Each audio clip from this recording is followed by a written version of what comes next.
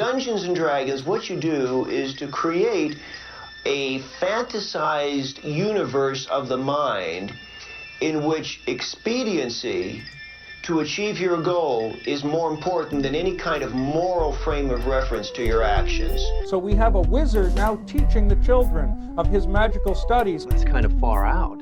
Mazes and monsters is a far-out game. Swords, poison, spells, battles, maiming, killing. Hey, it's all imagination. Is it? This is the Heroes Era.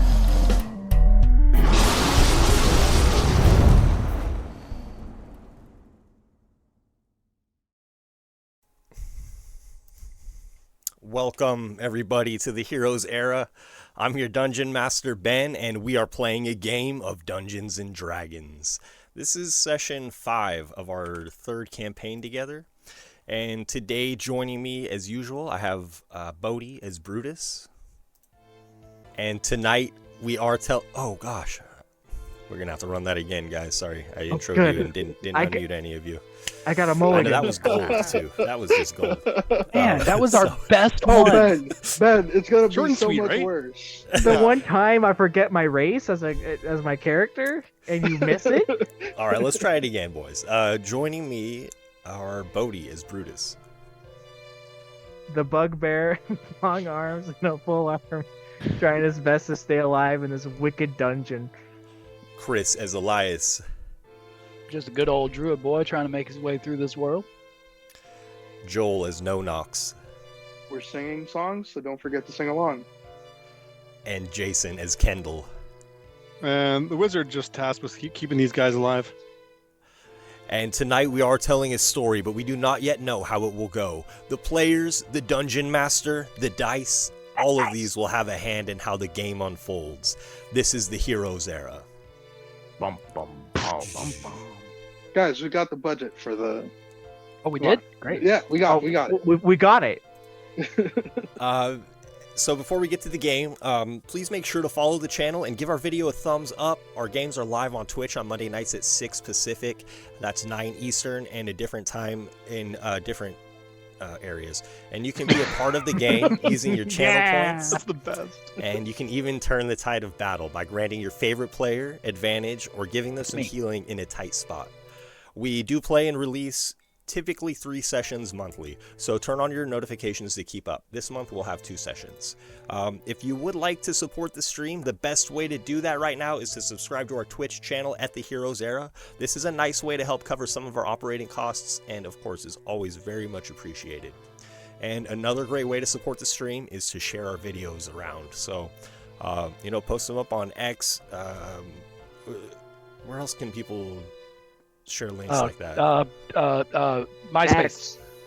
MySpace, that's Facebook, right, MySpace. Reddit, Friendster. your own Discord channels. LiveJournal. X, Facebook. You can talk about us on TikTok. You Your can Zoom post us on your threads. Tell your friends at work about it. Tell the people that you don't like that you really hate the show, so that they watch it just to spite you. Yeah, all that. Any of these things are very helpful. And if anybody can set up a macro in Twitch to just throw healing at Bodhi at intervals of time, it'll probably be effective. If you could do it like, every the 10 time, minutes or so, it would be really helpful. I do it myself, but Ben wouldn't let me. Yeah. And if you would like to join our community, we have a Discord channel, and it's a great way to make friends who play D&D online or just chat about D&D and role-playing games with other nerds like us. We'll also be running one-shot adventures throughout the year. I'm kind of fine-tuning one that I'm about to start running on Start Playing Games, and I will also probably run a couple of tests of that for free before I start asking for a very low contribution from players to be a part of that. And there are other DMs in our community who also run free games, so it's a good place to network. And then if you would like your artwork featured in our pregame and halftime slideshow, you can submit that to heroeseraguild@gmail.com. We love that. I have a couple of submissions from people in our Discord channel. Yeah, but we can't show those because y'all are no. Yeah, they have to pay extra for that.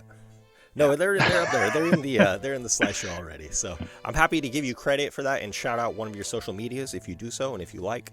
And finally, our content does include descriptions of graphic violence, so please be advised of that. Sorry, guys. And now, let the game begin. We need like another there. So we just dropped a Displacer Beast. Yes. Yeah. Last game, the past few games, you guys have been navigating this dungeon, and last game we came to a chamber that had 5 levers on it. And these levers would operate different gates, and you ended up fighting a mimic while trying to gain some treasure or explore treasure chests, and you met up with your old friend, and you also met with another goblin, and you freed both of them, and the other goblin book turned on you guys. It ganked him hard. Yeah, you got taken out. He used a trap that did like no damage, and we immediately stabbed him to death. Or the wizard did. And so you guys had the gates set up strategically so that you could take a rest, and you had also placed out alarm spells and the like, you know, to keep sentry. And as you were trying to take this rest, every hour the levers would reset, and you would have to deal with the beast on the other side of the chamber, the displacer beast, trying to charge you and take advantage of that. And it required just a series of, you know, flipping a lever rather quickly as it was, you know, reset. And unfortunately, you know, Elias was able to... As easy as it sounds. Yeah. Elias was able to rest very well, but then during his watch, the displacer beast made it through. And so you all ended up kind of cornering this beast, and Kendall threw out a very useful slick of grease, and it just kept this beast pinned down and cornered, and it took a lot of strikes, but you all did finally slay that monster. Level 2, baby. We hit it, I think, 21 times, Ben. Really? I wouldn't doubt it. It turned into a bit of a grind. You know, all the strategy kind of preempted the fight, I would say. So, you know, we'll resume where we left off last time, and you guys are in this large chamber. The gates have reset for you. You've slain this beast. You all are a little bit worse for the wear, though. Quite exhausted, as it would be. Yes. If we could try and finish a rest, that'd be great. I would love to. I have disadvantage on everything, and I move at half my normal speed. So I would like to take a little, finish my nap. If we can. As you all do slay the beast, the 2 dwarves awaken. Was all the ruckus? Oh, yeah, where were they? You guys didn't help us. Resting. Okay. I know, right? It's almost as if we all forgot you were here. It is a bit like that. And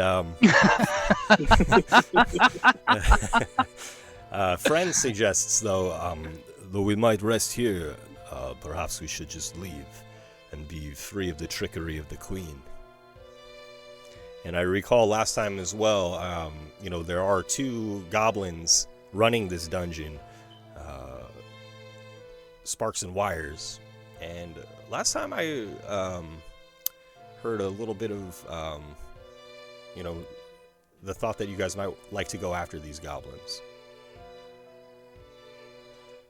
So just as a refresher, and friend is the one suggesting that you just simply leave, and the dwarves say, I would like to just get out of here, this bloody place.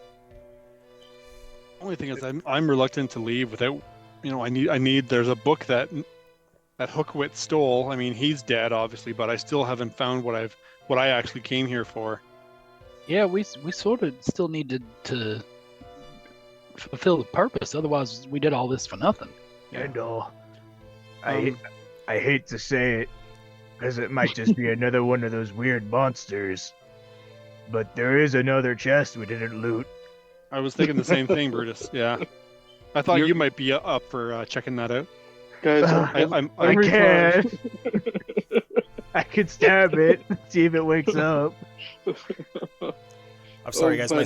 My smoke alarm detector, or my smoke alarm, one or the other, is beeping. So I have to go beep it. I'm sorry, guys. All right. buddy. Okay, we His can smoke- figure it. His smoke alarm detector went off. That means that there's a smoke alarm nearby. Yeah, it's detecting. He's got smoke alarms. Detecting smoke good. alarms. That's a good thing, right? I That's took the fine. battery That's out of good, my Ben. smoke You can alarm come back. You want detector. that It's to okay. tell you that you got smoke alarm. Yeah, it's Guys, working you as guys are intended. brutal. It's ruthless, eh, Ben? You can't walk away for a second Oh without my getting goodness. razzed by his Oh part gosh. PCs, eh? So go ahead, please. Oh, I was gonna say, yeah. Let's. I mean, I'm fully expecting it to be another mimic, but let's try and check that other chest. Maybe that'll have what I'm looking for.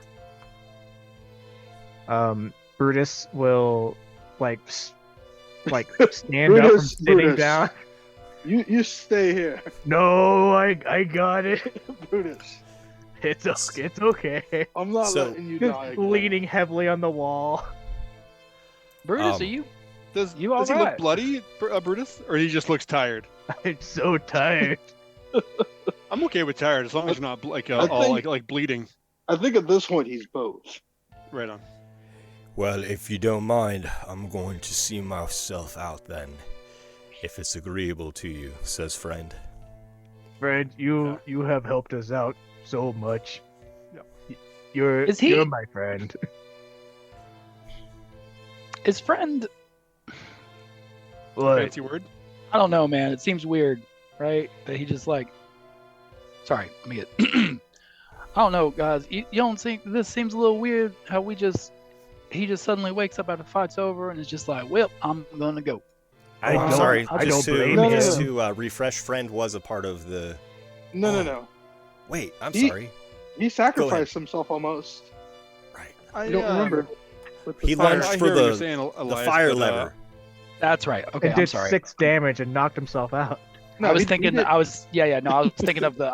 I got him No, mixed thanks up. for That's my bad. straightening that That's my out. mistake. Yep, perfect. Yeah, that's why. Not the That's why I door. said it. That's why I said it. Yeah, Keep I it knew. straight here. Yeah, I think a friend has earned it. Yeah, no, friend is fine. Never mind. I retract my. I think you guys helped him out with a healing potion. Yeah, we Afterwards, right? healed him. Yeah. I Okay. healed him, I think. So, So we know how the levers interact with the gates. Will you lower the gates so that friend can access the large pit that he has explained is the way out? Yeah, we'll let him let out. him go. He's earned his keep and more. I'll see you on the other side, friends. And friend stands with his back to the hole, closes his eyes, plugs his nose, and falls backwards. All right. Well, he's dead. Yeah, and I would like to.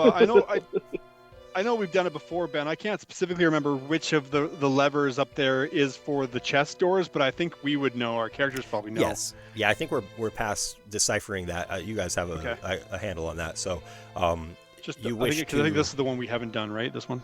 Yeah. It's the only, Yeah, room, so- the only room we haven't gone into. would you like to access that room by lowering the gate? Yes. Okay. And who is nearby and who is tripping the lever? Well, Brutus is going to be Brutus, next to the door. do not. I'm looking around everybody else who's had the crap out of them, and I'm gonna say, why don't y'all open the lever? I'll check the chest this time. Well, I'll come with you, Elias. Yeah, for sure, man. All right, back that's you fine. up. Maybe a little in between, in between them and me. You don't need to be right up on top of it. No need for both of us to be in harm's way. But stay close enough that you can hear me shouting if I start to. Yeah.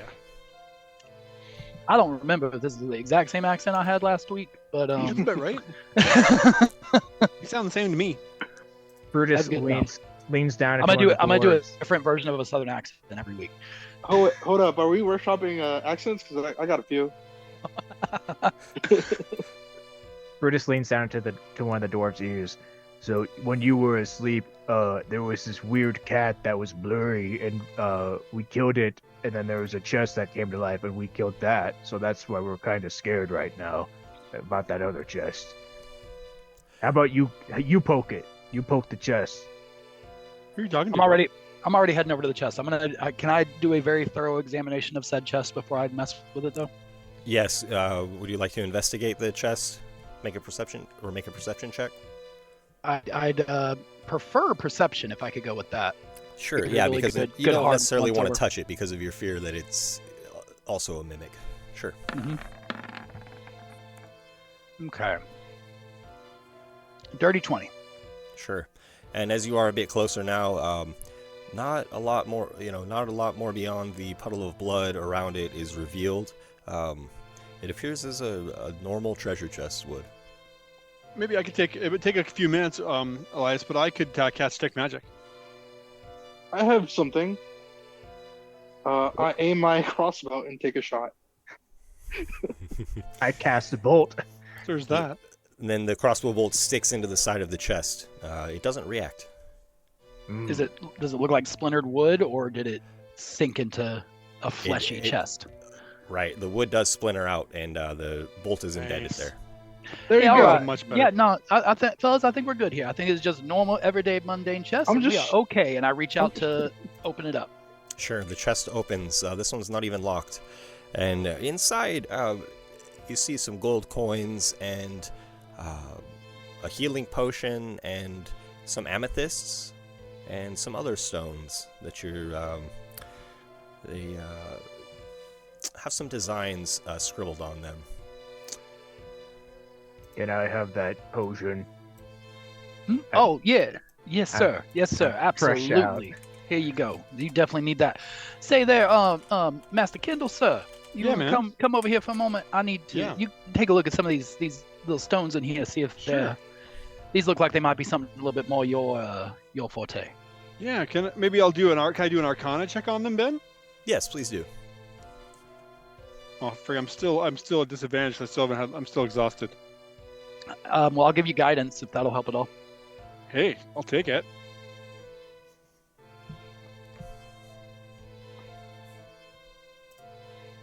Come on. Ooh. What do I get?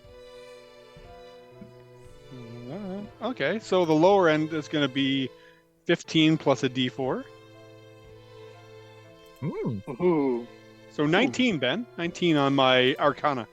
Okay, so in this treasure chest, of course, you have the potion of healing, 20 gold pieces, 2 amethyst stones, but then these other more mundane looking but smoothly rounded stones, these are sending stones. And you know that you can send a message to somebody over a great distance using these stones. How many are there? There are 2. It is a pair of it's like sending little- stones. Little walkie-talkie okay. rocks. Exactly. Ooh, that's a cool rock. Cool. No books. All right. Well, All right. It's the Galaxy Rock 21. so I don't want to be the bearer of bad news, but judging from how Friend left, he kind of did the classic "I'm gonna jump in a lake" move and pinched his nose shut. I think there's water down there. And I'm gonna be real honest with you fellas. If this requires swimming, I'm going to drown and die. I may be what? athletic, No, you but can't- I am in heavy armor. I will sink and die. And my bread will get wet. Now, I mean, son, you don't have to keep the armor on all the time. You know, we could take it off, pack it up a little bit. And, I you would know, still weigh the same. I can carry the armor for you. It's all right. Okay. I can't wear it. I'm just not a big fan of metal. But I could carry it. You know, maybe that could help you out. Oh, you know what we could do? There's air, obviously, because it would be filled to the brim. If not, someone could jump down there, see how deep it is, and say if we have to swim or not. And then either I take my armor off or I don't. So who wants to jump in the dark hole that leads into water you probably can't see in? You know, I think I have an idea on how to test this a little bit better. And I'm going to I think I asked you about this before, Ben. And if not, then bringing it up now. There's new optional rules for druids that allow me to expend an option of a use of wild shape to cast Find Familiar. It's one of the optional rules that they put in Tasha's. And I know you're usually cool with those optional rules. Good. I think I'd asked about this before, but okay. No problem. I want to go ahead and do that if I can, and I'll expend that, and I'll get. I'm not gonna pull out the cat for this. That's just seems cruel. I'm gonna get water. Yeah. No, I'm gonna do. Let's do a little ferret. I'm gonna pull up a little fey ferret, a ferret, if you will. So yeah. So Elias will go down to the ground. He'll like kind of grab some of the. I mean, we're inside, so it's not like dirt, but he'll pull up some of like the dust and stones and stuff from the ground on there and kind of roll it around in his hands for a little bit, and he'll mutter some magical words, and as he sprinkles down that dust, it sort of falls and then lands into the form of a weasel and shapes out and then takes full form there. I'll let him kind of scurry up around me a little bit, kind of pet him and look like I'm kind of talking to him a little bit, but just sort of mumbling, and then he hops down, runs off my leg, and jumps into the little hole. And then I'm gonna look through his eyes. Okay, you look through the eyes of the ferret, and the ferret jumps into the hole or climbs down? It climbs down. Okay. Well, more of a scurry, but Does he snarl? I guess is the question. Obviously he snarls. What kind of ferret wouldn't snarl? Yeah, okay. It scurries down this pitch black hole, and there is a dim light rather quickly, and then the ferret is in a bed of hay, maybe 15 or 20 feet below you. Oh, dang, this ain't no dang swimming hole. We just gonna jump in and land in a pile of hay. It's all right. You don't need to do nothing. Well, okay. I guess I'll go first. Nice. Well, let the ferret get out. Oh yeah, maybe he should look further. He's fine. He's fine. He knows to move out of the land that quick. It's all right. Above the hole is a. There are words etched upon the wall. Hold onto air and darkness. Oh, maybe hold your breath on the way in. Oh, Close your eyes. All right. So I am gonna drown. Got it. I mean, no, as long as you hold your breath and close your eyes, I think you'd be all right. So Brutus kind of takes his pole arm and is going to sit at the edge of the hole and like grab it, so kind of like take a breath of air, close his eyes, and just kind of like jumps forward a little bit and maybe like smacks his head against the edge of the hole because he didn't go straight down and just falls down. Whoop. Whoa. Oof. Well, that boy can't do nothing without hurting himself, can he? Did you mention that you were holding your breath? Yes. Taking a breath, holding it, closing my eyes, and jumping forward, lightly smacking my head against the wall. And you begin to fall, your eyes closed, holding your breath, and you fall for some time, and then you feel your stomach lurch into your chest. And and you die. And Brutus doesn't show up where your ferret is, Elias. Perhaps your ferret is there looking up expectantly, and Brutus does not appear. I'm dead.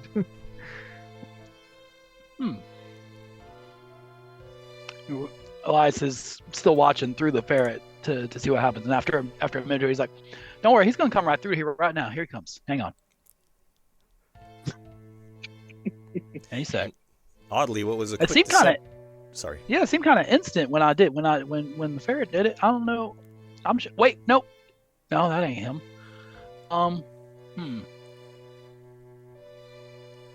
Fellas, I might have killed Brutus. Wait for Ben to ask Bowie to roll a die 6.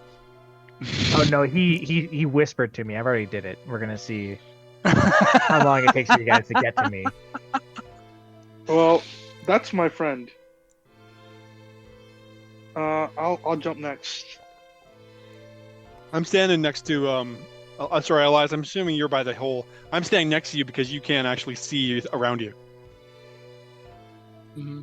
Well, I'll come back out of it now because we gotta figure this out. But who has the who got the sending stones when we got all that? Oh yeah, that probably would have been useful. Huh? Hang on, before Nonox, before you go through there, you know what?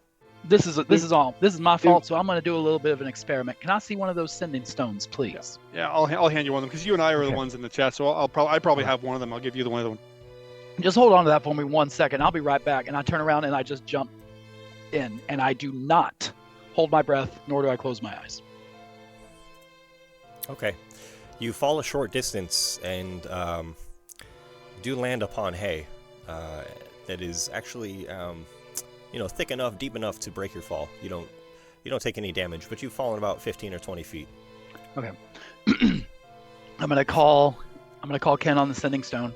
Yeah. Yeah, it was the breath holding. That's where I messed up. Apparently, that sends you somewhere else because I did not do that, and I'm out here with my little ferret friend, and Brutus is. Well, I guess I should ask: do I see Brutus or any indication of him anywhere? No, you're in a small, very dimly lit chamber that is, the floor is covered in hay. Nothing more. I'm just in like a hayloft. There's. All right, so I'm gonna sit down on the edge of the hole, Ben, so that my feet are like dangling over. Mm-hmm.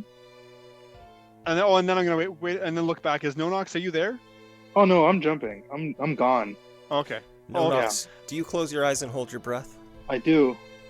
Oh, okay. Nonox, you begin to fall rapidly, and for some distance, again, your stomach lurches into your chest. Nonox does not appear next to you, Elias. He does not come falling into the hay as you did. Okay. I'm gonna call Kendall back on the thing. So I'll be like, hey, how about either you or Nonox jump through again and hold your breath and stuff, but take the sending stone with you so that we can figure out, like, one of you do that and the other one come back here and just make sure the sending stone goes to the other place. Okay. Well, is Nonox with you? Because he just jumped in before I had a chance to say anything to him. No. Okay. All right, then I guess like your plan, but I'm gonna come where you are because. No, because we gonna have both the stones over here then, and we're gonna have no way of knowing where our friends are. Go to them, and I will figure it out. I will find you all. Okay, so right, check in with me when you get there. I'll hold my breath. I'll close my eyes, and then I'm not jumping in, Ben. I'm like sitting at it, and I'm just like push myself off the edge and fall down gently. But doing I'll hold my breath and close my eyes as I push myself off the edge of this hole into nothingness. Okay, and you're hoping to drop just 15 feet or so, but you too fall a great distance, and you feel your stomach lurch into your chest. And Elias, you hear Brutus whisper into your ear, "Welcome to the Shadow Realm." Elias, you are in the chamber, the floor covered by hay. Mm-hmm. Do you have vision of your token? No. Let's see. Let me get back to the right window. Yes, there he is, way down there.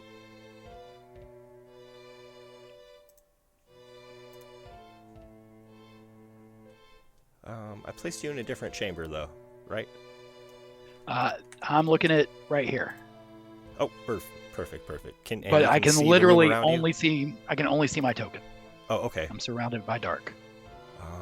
Sorry. Let me see here. Wonder what those dwarves are gonna do. Okay, now I can see the chamber. Okay. All right, so I'd wait a couple beats and then try to call Kendall again. Okay. Kendall, Brutus, and Nonox, the three of you, descend for what feels like, you're getting near the extent of how long you can hold your breath, but then you feel cold air and see well, your eyes are closed. You feel a blast of air, and you land kind of softly on the ground. The ground is soft and covered in foliage. And the three of you are there. And then come the two dwarves after you. And Brutus opens his eyes. And Friend is there. He leans over and pulls you up, Brutus, to your feet. And then there is the sound of frantic applause as well as booing. And there's a strange gathering of people kind of surrounding the hall, or the hole, excuse me, as they seem to be waiting here for you, celebrating or are quite upset at your arrival, either way. Hey, Friend. What is this? Where are we? You made it. You made it through. Congratulations. Yeah.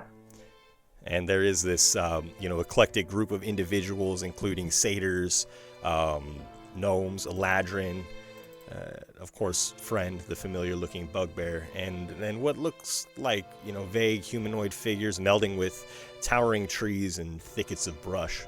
And you see also a shadowy figure of twisted wood intertwined with deep violet skin.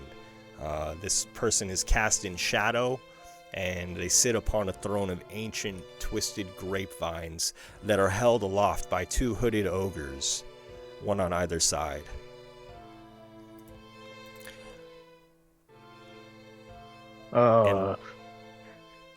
Hello.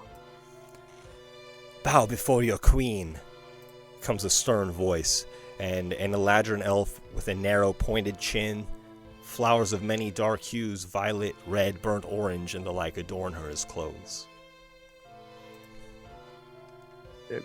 Brutus kneels. Friend kneels. Yep, I'll do the same. No knocks. Ooh, you're asking a lot. Just kneel, please. Sure. Good. It's not very deep. And let's travel back to Elias in the chamber with hay as the floor. Okay. Elias tried to call Ken, but it sounds like they are probably out of range. And so I'm assuming that didn't work. And so he's going to just sit up and be like, all right. This little ferret guy will crawl up onto him again. He's like, well, I guess I got to give you a name. Well,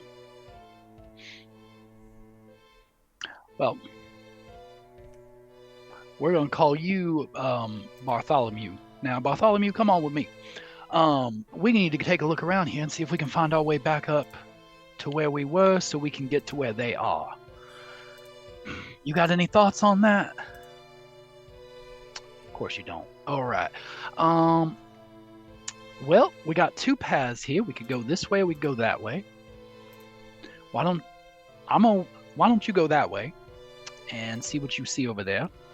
And I'm gonna stay right here, and I will keep an eye through your eyes and see what you see, and see if that's safe for me to come along. And I'm just gonna sort of hunker down around the corner, and I'm gonna send Bartholomew down this way, down this path. Okay. And as Bartholomew, scurries through the hay, some of it is displaced, and you see bones, skeletons beneath, others who've no doubt perished here.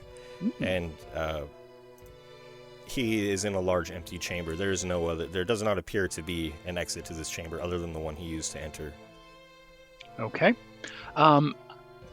speaking of which, if I look up, can I see like where we came out through? Is there a way to get back up there? You do see the hole directly above you. Okay. Is it like, is the wall climbable? Can I, is it possible for me to get back up to it and try to like climb back into the hole? The hole is out of your reach, perhaps 8 feet up. You might be able to leap and grab a handhold. It would be a struggle to climb in that manner from that position, but you can certainly try. Mm-hmm. Okay. But what if I was, say, a little squirrel? Could I then scurry up a wall and get back to the hole? That would make it much easier. Well, then guess what, baby? I'm a little squirrel. And as a squirrel, you scurry up the walls to the hole and begin to climb your way out of it? You ever seen a squirrel and a ferret have a race up a wall? Seeing it right now. Not yet. It's interesting. Not yet. Okay. You climb your way out of the pit. Okay. As you do, your head crests, and so does your bushy tail. And there are, you see two goblins standing, not facing the hole, their backs to it. They seem to be having a conversation between themselves. Okay. I'm gonna just hang back there for a sec and see. Are they speaking? Are they speaking in Goblin or are they speaking in Common? They are not speaking Common. Do you know Goblin? Actually, hang on. Let me look and see because I know a lot of languages. Nope. Yeah, they're not speaking Goblin. They're using very short, terse phrases with each other. Okay. But nothing I can understand. Correct. All right. Okay. Then I will just sort of. I need to catch back up with my friends, so I'm gonna, staying as a squirrel, I'm gonna hop back into the hole, except I'm gonna hold my little squirrel breath and close my little squirrel eyes, and see where I end up that way. See if my little squirrel stomach lurches up into my little squirrel chest. And as you fall, you're not as aerodynamic as the others, and so your squirrel form kind of drifts down a little bit as a flying squirrel might. After some time, you do feel the cold air around you, and you too, feel a soft landing. And there are your friends and the others. Did anybody seem to make notice of a little squirrel falling down in there? As you do fall, there's another smattering of applause, and then some "God, yeah!" People quite frustrated at your arrival as well. Okay, well, considering that the cat's out of the bag, as it were, I'll go ahead and drop my squirrel form. And whew! Yeah, fellas, I took a bit of a wrong turn there, I think. Hey, what's going on? you should bow. I should bow. Yeah. Now look, I guess I see the queen and everything. Is there anything here that looks familiar to me in my past? Anyone I know or anything? You don't recognize anybody that you know. However, you would be familiar with people such as these denizens of the Feywild, no doubt. Yeah. Okay. So I'll look up and see. Oh, yeah. All right. We're doing that. Okay. Yes. And I'll go ahead and get kneel down because Elias knows that it's best to just roll with it. Good choice. Very good. Now, and you, as this Eladrin creature is speaking to you, she almost interrupts herself, and behind you, the group of you, two goblins emerge from the hole, kind of, coming out of the hole is a fountain, and landing on the ground beside it. The two goblins bow and begin groveling. in the direction of the queen and this stern-voiced Eladrin that is before you. And then the one that is, clothed in many flowers says, "You didn't kill any of them." And they, grovel further and say, "Hookwit, we killed Hookwit. Hookwit, and they killed Blur. Why didn't they kill you?" "Yes, what is it, wizard?" Sorry, I'm not one if I'm not for logistics. Technically, we sort of inadvertently killed Hookwit. Oh yeah, that was our mistake. That was our mistake. We forgot about him. I kicked him down a slide into a.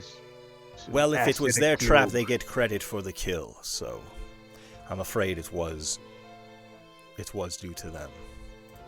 Yeah, I suppose that's kind of fair. You know, I guess that's true. He wouldn't. I mean, we didn't really put him. We didn't put the cube there, but I mean, we forgot to help him out of it. Yes, I saw. Hookwit bet that he could lure you into several traps, and then you Sparta kicked him into a gelatinous cube. What's a Sparta? Good play. I'll tell you later. It's a place far away. Oh, okay. In another world. Yeah, I'm not very well traveled, unfortunately. I hear it's not as interesting as this. Yeah.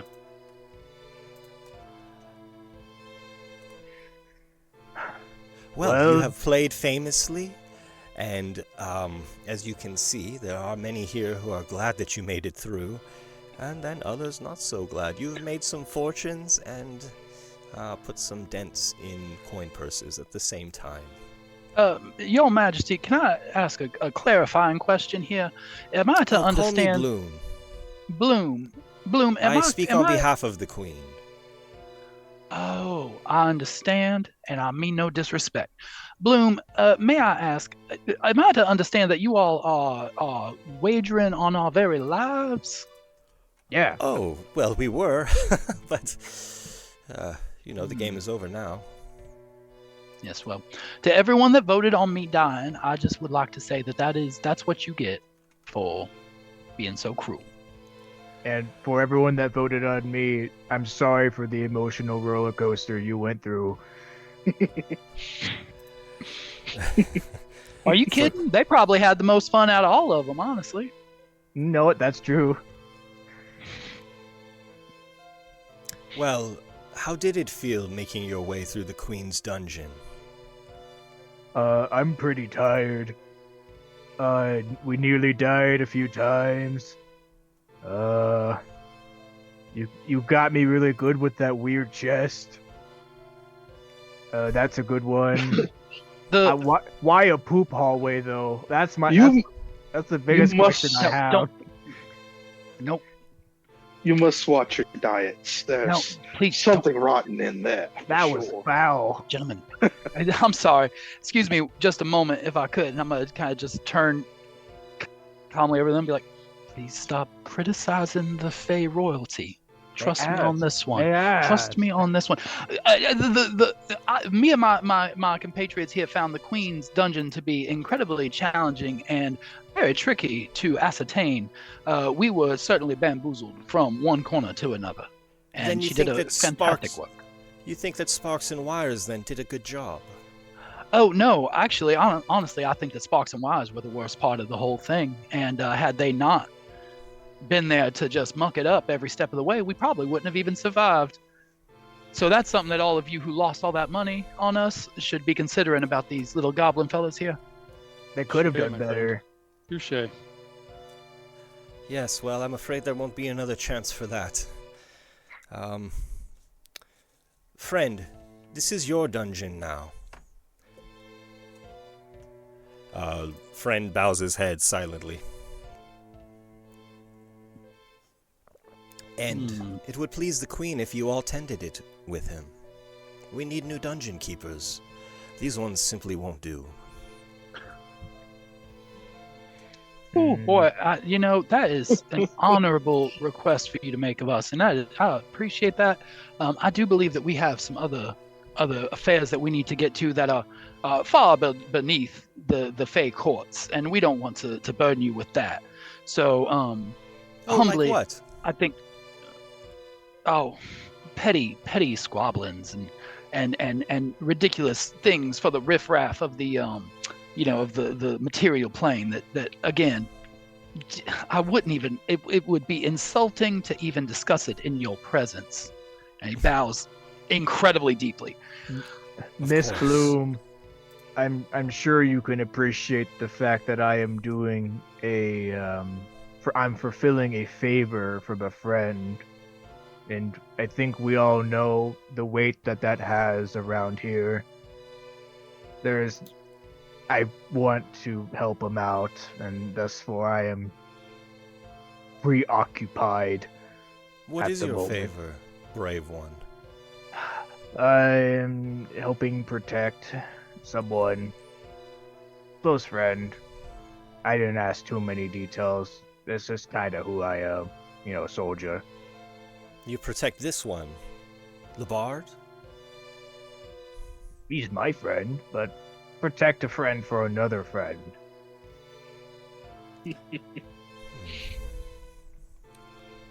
see. Well, it is a shame that we lost Hookwit because he did fulfill certain roles. But that's all right.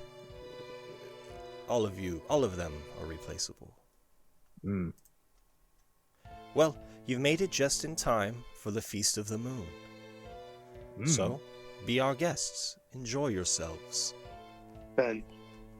Yes. Do I see a giant boar? You see a giant what? Do I see a giant boar?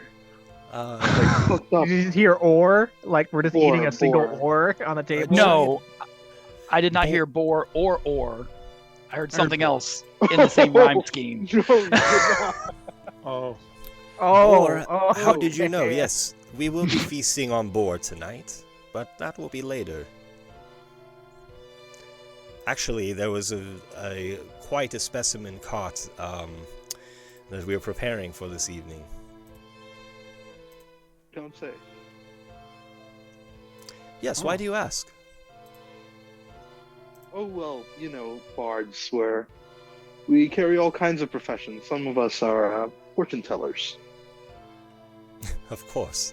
Would you tell my fortune? Ooh, I would not dare.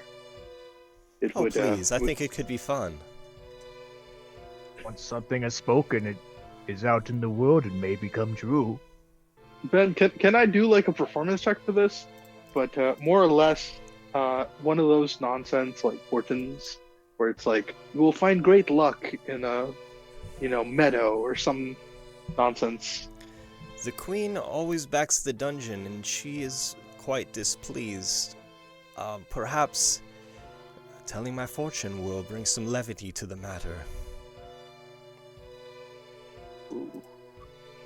Yeah, I would like to do a little fortune reading. Now, don't go too hard on her with her fortune telling now, friend. And I'll kind of pat him on his shoulder as he's setting up and cast guidance on him. On No Knocks. Now, I don't know if this would be performance or more of a perception check to see what I can read from her, or some kind of insight.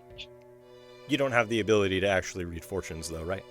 No, this is more like, this is this kind of person. Sure. I'm gonna play it up a little bit. Yeah. Tell a story about them, right? Yeah. Sure, this is no doubt a high-ranking Eladrin, speaking on behalf of the queen. She doesn't carry any possessions. She's simply clothed in flowers. You can make a performance check accompanied with what you say to her. Okay, perfect. We have not taken a rest, so this is still at disadvantage. But you said I have guidance? Mm-hmm. Awesome. I think I'm gonna need it. Because that was the natural one.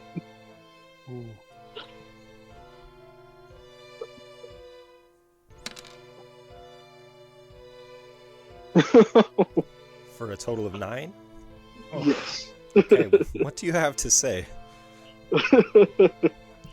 Yes. Your fortune, I see it. You will find a great love where you least expect it. Oh, I do love a good carnival trick. Ah, very good. Very good, No Nox. That was brilliant. Yeah, he does. He loves his little parlor tricks. It's just a silly sort of game that he plays with them. Am I the unexpected love?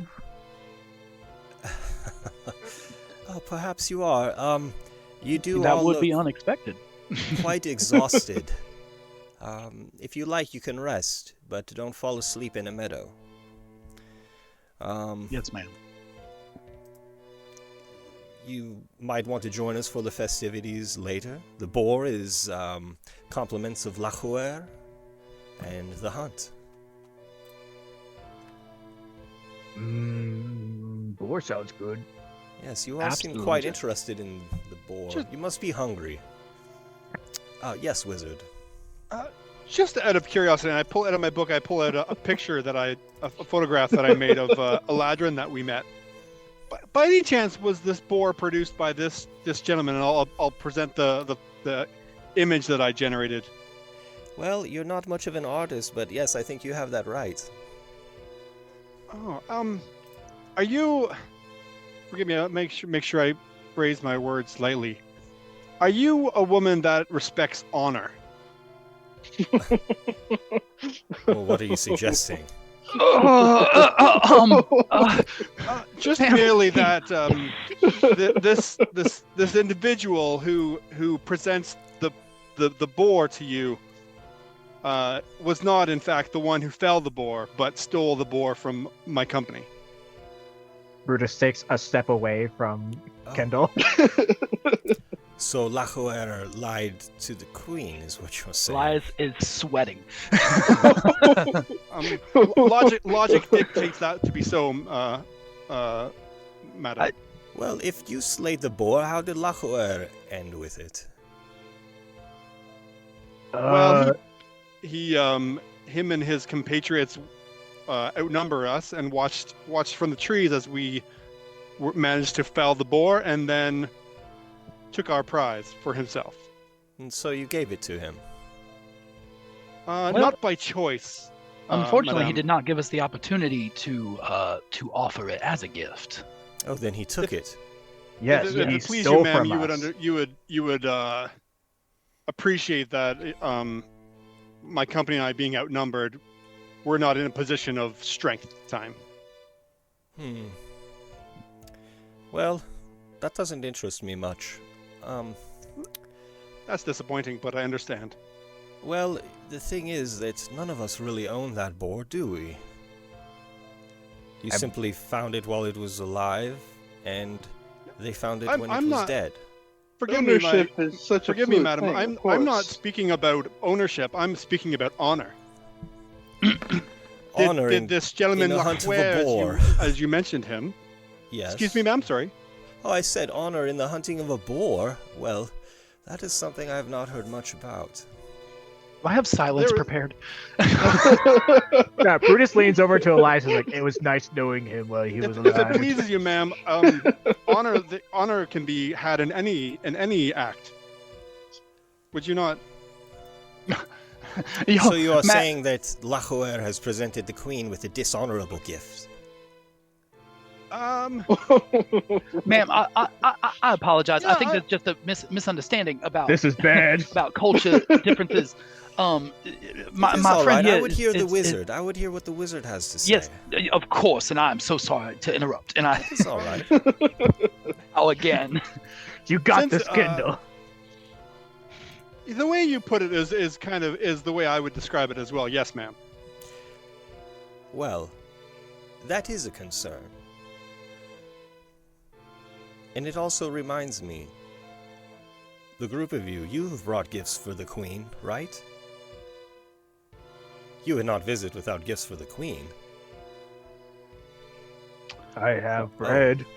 To be fair, ma'am, we were not aware that we were being invited to any sort of gathering involving the Queen. However, that being said, I am certain that we will have something. Of course. Something for the Queen. Absolutely. If you would let us rest, we would not like to dishonor her. Very good. With our current presence. Especially on how that La Juer guy did, right? Yeah. If you are to be the Queen's guest, is it not proper to bring her a gift? Of course. Yes. But we would not dare to present it as we are. If we could get some rest. This wonderful opportunity was sort of thrust upon us unexpectedly. That is wise of you. Well, please, rest, and like I said, don't fall asleep in a meadow, and you should rise before the feast, because there might not be many opportunities for the kind of meal that you all will enjoy, and this would be one of them. There are also pig races, and we have lucha libre, and the hunt, of course, is the main event. But as you wish. If you wish to rest, you may. And you are still the Queen's guests, although you have not furnished a gift yet. Yet. Again. And if the Queen asks, please do offer our humble apologies for the delay.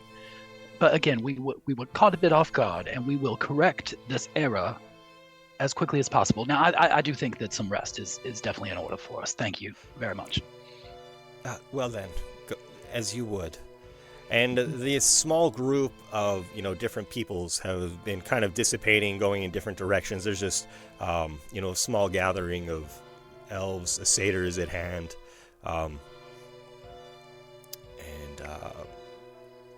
How would you all wish to rest? Not in a meadow. And that was like my first choice. Where you find yourselves, there are enormous ferns surrounding a large cave, and within this, a cave might not be the right term, just kind of a hollowed out side in a rocky fixture, and there are many ferns and small, puddles. It is drizzling lightly, and there's just a dim light in the air, but no. There doesn't seem to be a sun above or any source of this light. Yeah, Elias, would you classify that and I'll point to this area that you just mentioned, DM. Is that a meadow to you? I'm not totally sure about what they qualify or quantify as a meadow or as not, but this is what I will tell you. I need to get the hell out of here, because if the wrong person sees me, we are going to be in a lot of trouble. And Elias is looking around very, very nervously. Guys, I think I got it under control, because I'm pretty sure the guy that got the boar is going to owe us one after this. I would not count on that. Kendall, how much do you know about Fey politics? How much do you know about Fey politics? Enough to not mess with them. Generally, we have some stories back where I grew up of don't piss off the intelligent people, because they will make magic weird around you and you'll blow up or something. Well, when you put it like that, very catchy. Technically, then they shouldn't be trying to piss me off either. Well, with respect, Friend slowly backs away from the group of you. That's probably wise. You should get out of here. Kendall, I don't think you were. Do you have any Fey ancestry? Do you know? You don't, so why are you asking me if I do? Because I don't know. I'm asking you if you know. No. Gentlemen.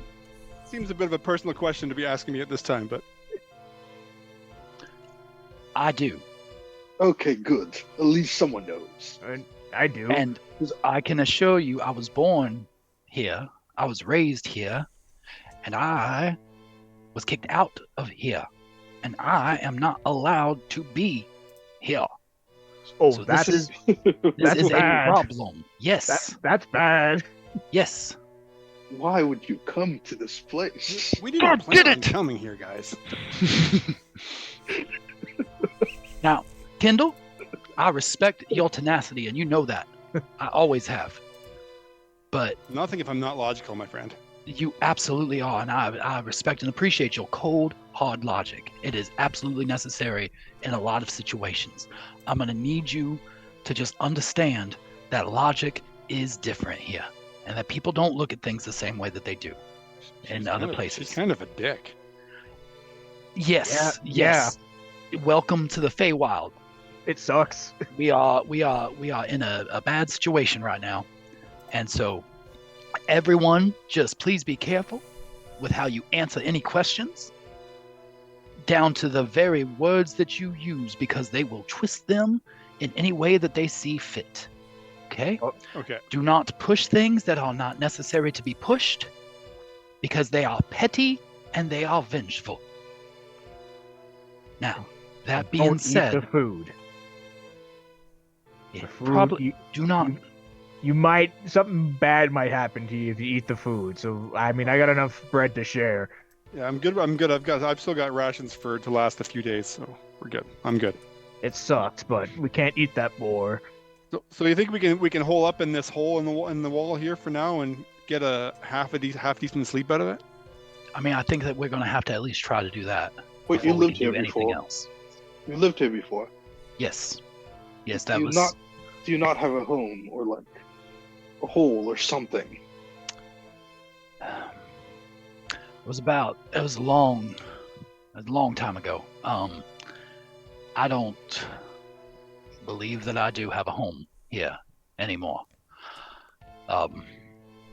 But that's neither here nor there. Even if I did, the area, I don't know where we are exactly, and I wouldn't be able to find where I grew up. So let's just There's also the matter of just get this some rest. book I'm looking for that Hookwit stole and gave to them as a gift. That it was not his gift to give. Ben, They'll Since cross that I'm- bridge when we get there. since a meadow seems like a more natural part of the Feywild, or at least a more primal thing, at least it seems like to me just by the word meadow, would Brutus have any idea on what a meadow would be classified as or clarified as that he may have been taught back in his old clan? Because he would have been taught the basics of don't sleep in this place, don't eat that, don't make these people mad, and you should be good. You should all know what a meadow is. You're traveling with Elias Meadow Watcher. He he's familiar with them. Not a clue. Yeah. So would that hole in the wall classify, or would Brutus have no idea? Sir. No, sir. This is not a meadow. Ooh. Right. It's not a meadow, right? It wouldn't seem to be. Okay. Bodhi's got me paranoid now. Good. We're dealing with the Feywild. That's good. Can I find a comfortable rock? Do I know anything about what they're talking about falling asleep in a meadow? Is that Yeah. anything that's It doesn't seem familiar to to me make about? much sense yet. Okay. Can I It's been make been an a long time. Arcana roll, Ben, to see if I've read anything about that? Because I've read a lot of random crap. Or is it? You can make a nature check. Okay, I'm not trained in. I don't have nature as a skill. It would just be an intelligence. Is that okay? Is that Yes. okay? Oh, and I forget. Still at disadvantage, guys. We got to rest. Can I because I am trained in nature, so can I help him with that to negate you his do it because you're not disadvantage? exhausted. I said I'm proficient in it. I didn't say I was good. But yeah, okay, I'll do it. What you're saying is your proficiency is probably not as good as my straight up intelligence. Yeah, because I have an 8 intelligence too. So not to metagame, sorry, Ben. But yeah. Fair enough. I was hoping maybe I could like fill in the gaps in your knowledge there to give the help action to you, Sure, or we can just both roll it, or however you want to do it, Ben. I'm sorry. You can give him the help action. That's fine if you Okay. try to, give him the information that you know. Also, compounded with what you've told Brutus about this not being a meadow. Sure. And then it Kendall- makes a flat roll as opposed to disadvantage. Yes. I'll take it.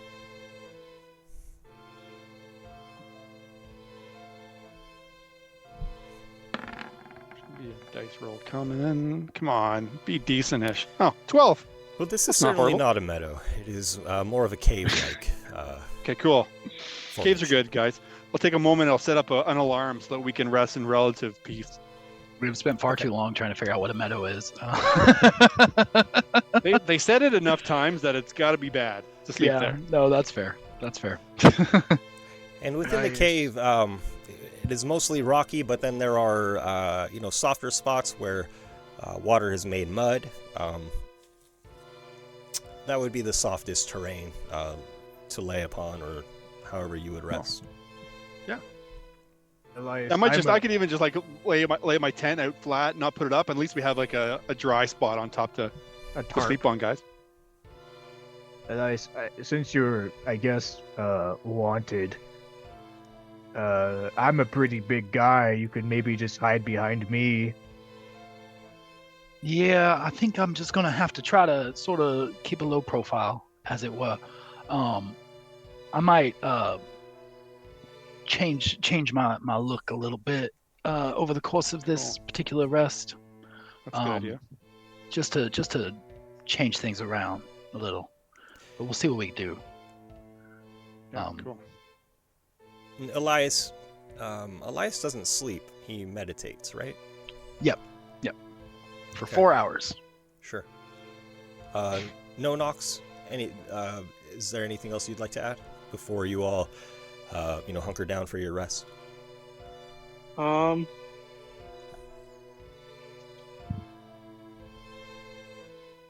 don't know if you would allow me to. No, you know what? I think rest is more important. Yeah, Okay. I'll do that. So the group of you go into the fern grotto here, a rather large cave covered in ferns from the outside. Inside it is mostly rocky and, soil, damp soil, loose soil. And Elias, will you describe your transformation? Yeah. Can I want to ask one question real quick? Yes, please. Because you said there were a lot of Eladrin already there. So what season does it seem to be where we're at now? Sure. It seems to be wintry. Okay. And were the Eladrin, for the most part, matching the current season, or were they in different forms? Sure. The Eladrin that spoke with you was mostly done up in kind of dark-colored flowers, many of them violet, which seems to be the color of the queen. Okay. And you know that the Feast of the Moon, I'm sorry, I'm trying to pull up a resource here. It's okay. Is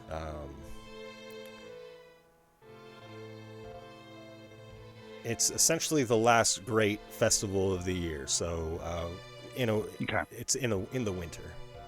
Right. Okay. It traditionally marks the beginning of winter. Yeah, so Elias will take his normal position, sort of a little meditative seat.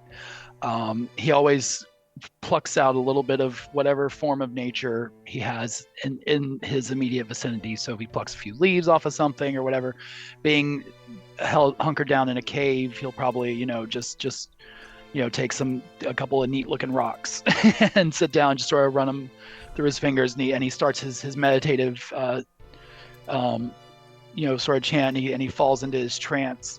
But as he's into this trance, he's currently in an autumn state. So he's reddish orange hair with some even little bits of leaf kind of falling out of them and such. And what happens is as he meditates, his physical form shifts seasons in the same way that nature does. So the leaves that are in his hair start to fall out entirely, and his hair from the base, that reddish orange, starts to fade out into like a white, and come down. His hair, which is a little bit fuller and kind of curly right now, starts to straighten and just fall straight down into these just strands of white with bits of almost looks like bits of icicles in them, like a glimmer in it, like it's almost like frozen. His skin turns pale. The reddish orange hue that he had in his skin starts to fade out until he becomes a very, very pale complexion. And there's almost like a he's like pale, but with like almost like a bit of a shadowiness around him. It's just this, he looks like winter, essentially. And at the time when he wakes up, he gets up, he goes, cold air out of his mouth, and he puts his hood up and tries to sort of adjust his clothes and everything, and waits for his companions to awaken. Sure. And as you come out of your meditation, you're still in this kind of cold, dark cave behind the Fern Grotto, and you look around, and at first you do not spot your allies. But as you glance about the cavern, you see them at the top of the cave, floating limply with their limbs just kind of dangling, and they seem to have drifted up and are at the ceiling of this cave. Oh, dang it. Now what the fey crap is this? Do they seem okay? Are they just asleep up there? From what I can tell from where I'm at? Yeah, Kendall is snoring. Oh, I get it. Sorry. Kendall snores? Yeah, he does. Okay. Yeah, Kendall appears to be snoring, so probably they're all asleep. That's Kendall's snore, all right. So, guys, this is why you don't sleep in a meadow.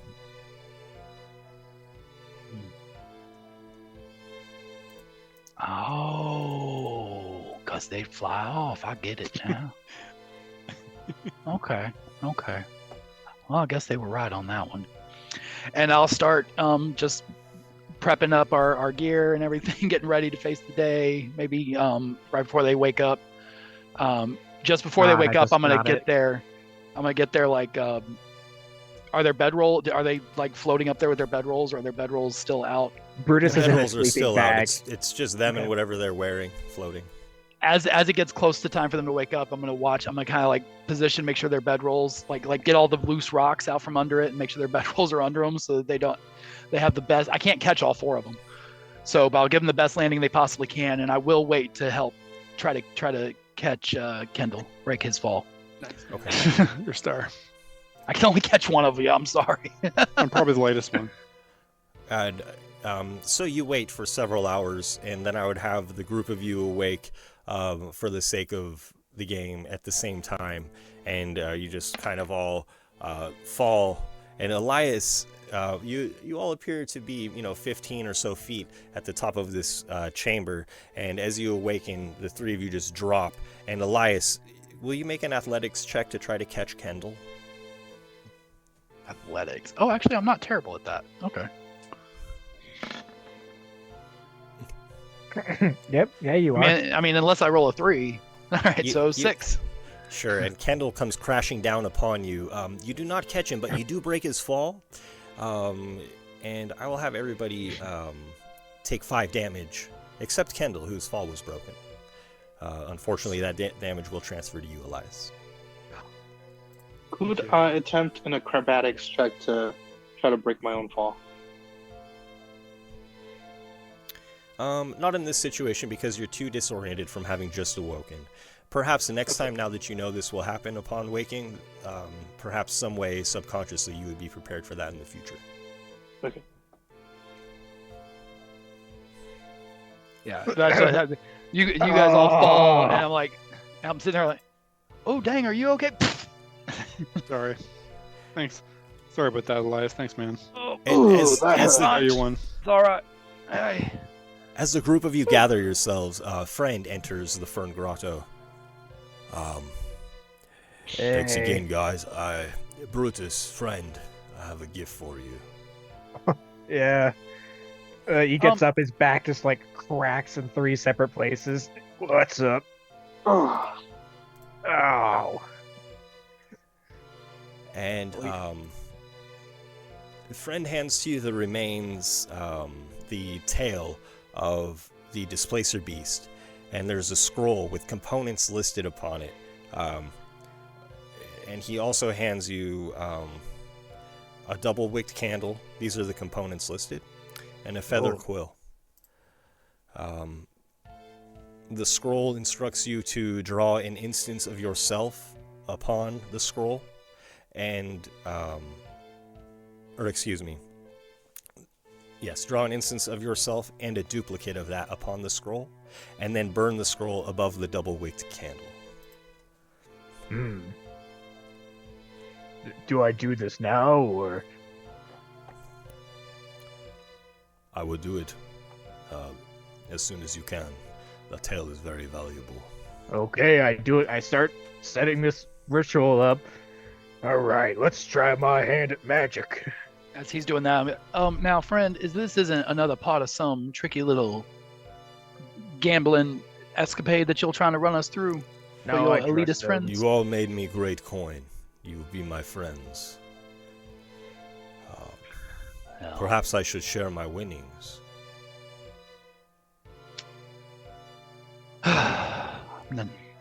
That's between you all. I'm not interested in that. You earned it. Keep it. Is there going to be some attachment? Because I know if you give a gift, it's like there's some stuff. No. This would not be a gift. He is paying us a fee. Then I'll take it. Yeah, I'll take some share. No strings are attached. This is a powerful gift to you. An offering from the queen. Well, I'm gonna take it. All right. So, does that look good, friend? And I show him stick figure. drawings of me. Kendall's a better artist. Okay, Kendall. You draw me on this paper here. You must draw. Oh, okay. Never mind. But this will work. It's not gonna mess me up. I'm not gonna lose a leg or something. Here, and he lights the double-wicked candle for you. All right, here we go. And I put it over the fire, and I watch as it lights up. And as it does, the visage of Brutus seems to split and shift into two, and then back into one quickly. And you feel very well rested. You feel a new power come over you. It's hard to discern what it might be. What happened to me? You will know later. Alright, well, thank you. It is time to feast. You will all join us. 1 second. Friend. Elias. Yes, sir. Would you give me 2 minutes of time? Sure. Yes. Ben, I have proficiency in disguise kit, and knowing that Elias is kind of a wanted man around these parts, I want to change his appearance a little bit if I can. Okay. All right, man. Good job. What kind of check would this be?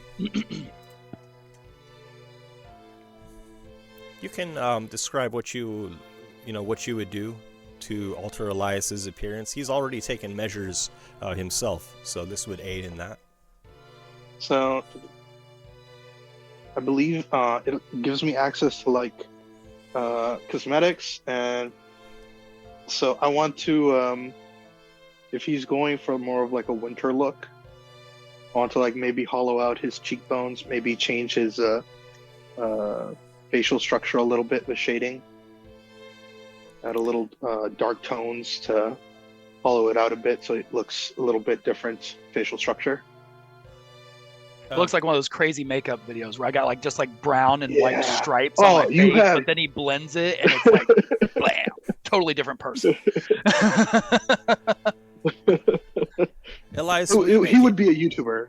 Make a deception check with advantage, please. Me? Yes. All right. With advantage, deception. Oh, I'm not very good at that. Elias is a very honest man.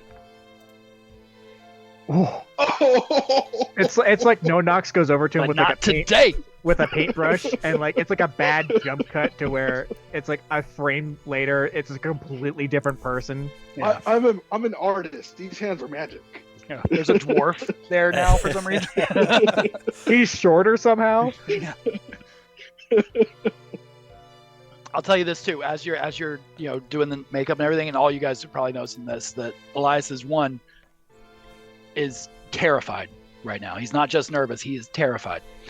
And two, if you're paying close attention, you're noticing that he's very much he's spending a lot of time. He's got like a metal bracelet around his wrist that he keeps trying to like push up under his sleeve, and he's got a chain of a necklace that he keeps just nervously checking his like shirt collar to make sure it's not visible.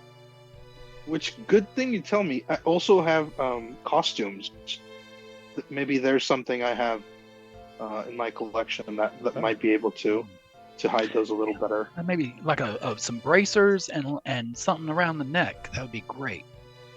Maybe like I kind of imagine it's like one of those vests, like the old school vest with like the floofy collar. Nice. And then really floofy really floofy material at the end. Real long. I love that. You give him an ascot. Very fancy. Yeah, give me an ascot. Yeah. I just look like Fred.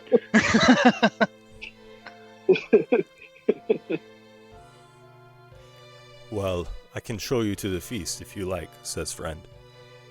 Hey, Bench, while they've been doing those sort of things, I've been studying my spell book to kind of get re-prepared for the day. Okay. And then I just re-up my take some time re-up my mage armor and my gift of alacrity, just as part of my morning routine. Okay. All right, let's go eat. You look wonderful, my friend. Very handsome. Thank you. Who is that? Did we pick someone up in the dungeon? Oh, no, Brutus. I'm sorry. It's still me. How It's do you know Elias. my name? It's me, Elias. I'm just No, it's not. incognitus. He was orange. And friend will lead you out of the Fern Grotto, down a cold path. It's somewhat rocky. The trees overhead, however, seem to form a canopy of sorts, and the rain sort of drizzles over the sides of the path, and you're able to walk without being soaked. The queen, she likes it to rain, says friend. And you hear, as you travel through the jungle, sounds of merriment. You hear song ahead, and there's a small band playing. Stringed instruments. Sounds like a quartet, no Nox. And, are they any good? Quite good, yes. Some of the best you've heard, actually. You're quite impressed, and there's something to the sound that sounds alien to you as well. Perhaps a different scale, or something. Perhaps a different series of notes altogether. And you approach. There is a large clearing with stone tables, and you see where they are cooking the boar beneath the ground, and they're removing the earth now to start carving and serving the boar. As you approach, Bloom, approaches the group of you. Oh, so good of you to come. Might I have a word with you, Meadow Watcher?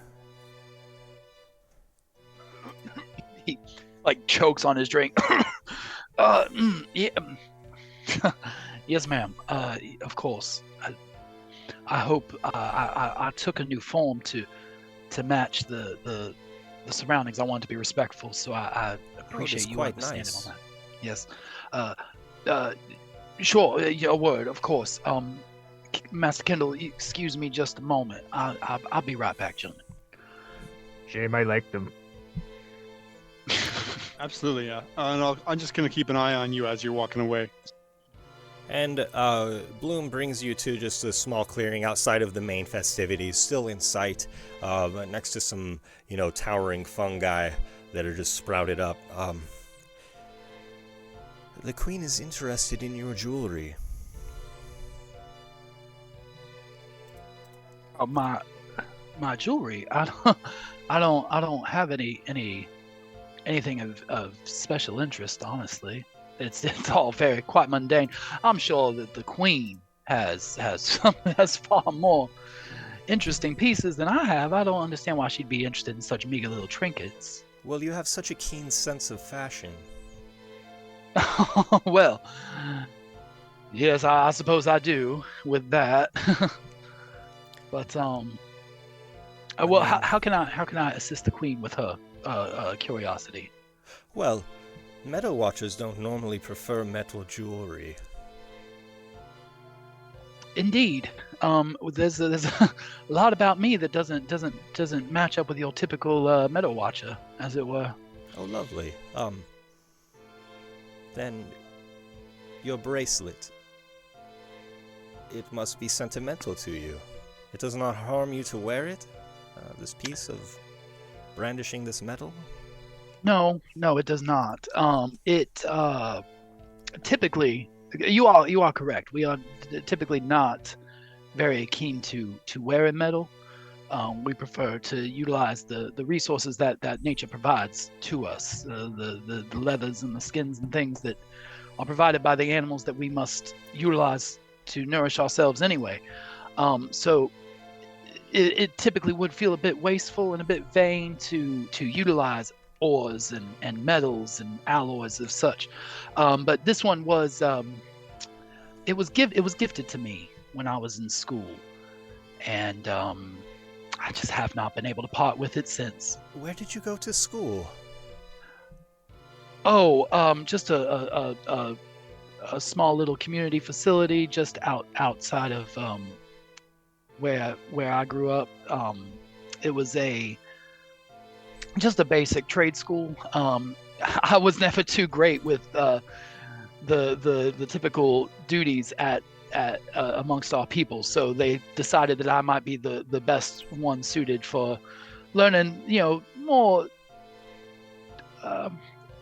tactile sort of works, as it were. And so they gave you the bracelet as a gift? Yes. Can I see it?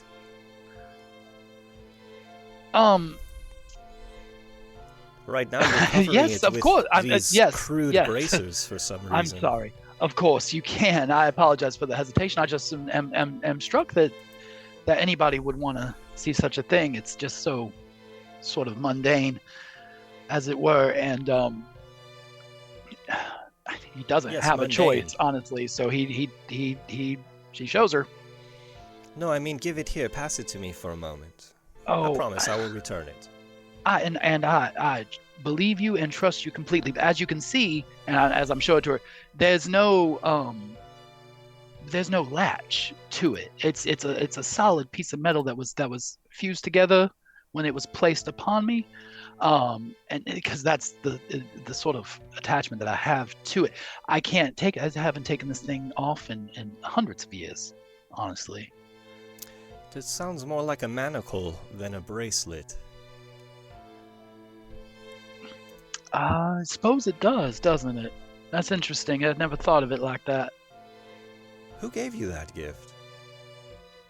Oh, just an old friend. What was their name? Humor me. I might know them. Again, ma'am, it has been over 300 years since I received this. And unfortunately... Indeed I do. That must have been a good friend. It was a very important experience for me.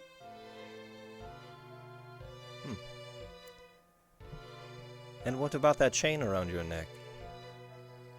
Oh, now this is just a little family heirloom trinket. It's not anything of any importance. It's just a basic little chain with a worthless little shiny rock on it. Oh, well, the Queen seems quite interested in it. I'm not sure why. Would you mind if I show it to her? I promise that I'll give it back. Can I ask you a question, and forgive me if this is unacceptable? That was one question. What is the next? I apologize. May I ask another question after this clarifying question that I am currently asking? You may. Thank you. Would it be acceptable if I were to maybe come with you to deliver this to the Queen? You see, I'm just a bit curious as to why she has such a fascination with this particular piece. Oh, the necklace is precious to you then. It's precious to me in ways that I don't even fully know. And if she does, then I would be very, very interested in finding that out. Well, I will ask her. I would appreciate that. Thank you for your time, Meadow Watcher. And of course, and thank you. I love the new look, well. by the way. I hardly this old recognized thing. you. Oh, interesting that you hardly did. Well, this has been lovely. And I am so honored that you found took such an interest in my humble wares, as it were. If it's all the same to you, I'd like to get back with my friends now. Thank you. Very well. She stands there watching you leave. And you rejoin your friends. He sits down and picks up his drink. Oh my. Hey guys. So, what'd you end up owing them? They just had some questions about a couple trinkets that I carry with me. Nothing out of the ordinary. Have you readied your gift? I'm sorry. Have you readied your gift? I was probably gonna give some of those amethysts that we found in the dungeon. I haven't thought about it. I feel like that there's a lot more about me that she wants other than that, though. Brutus pulls out a few items. Okay, so do I give her the bag of moldy bread? Do I give her the deck of cards I've had? Or do I give her the dagger I made as a kid? Probably the dagger. Which one? It's like a dagger. I made it when I was a kid. It's like my first kill when I went hunting with my family. And, I took a tooth from it and made it into a little dagger. It's a nice little piece. I like it. But if I have to give up my childhood to live, I probably would. Ben, would I have an idea whether Fae are more interested in things of value with gold or of value to you? Oh, they're more interested in the trinkets. Money's Elias nothing would to know. them. They have little interest in coin.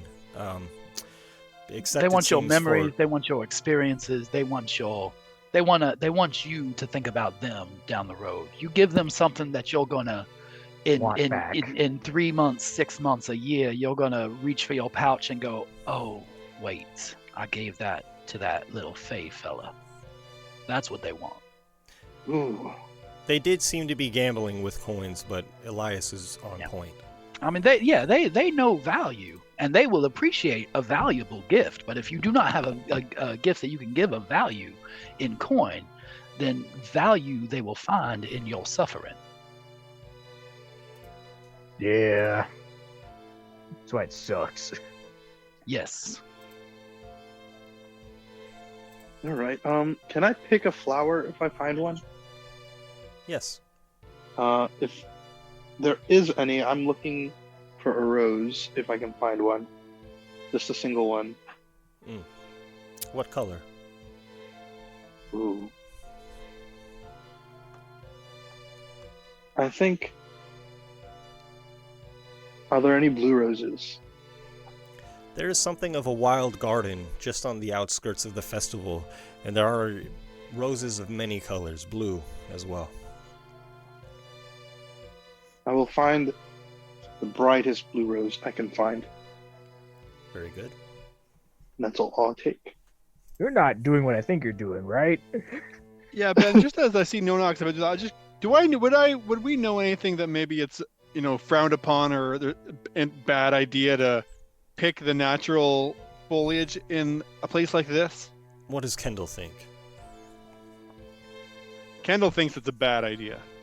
He thinks it's probably something taking from the natural world is probably frowned on. It's acceptable if you are nice about it. Maybe treat the plant like a person. Ask permission. Be nice about it. Be clear in your thoughts. Yeah. I write that down in my journal as you're mentioning that. So basically, don't tear up the entire garden. Yes. Be respectful, be kind, be thoughtful, and that does not guarantee anything, by the way. They might still just chop you on up just because they want to. Kendall, if you're writing this stuff down, you probably want like a good page or two that's blank. And No Nox, you find yourself just in this kind of natural wild garden, and a satyr walks up to you. He's holding a viol.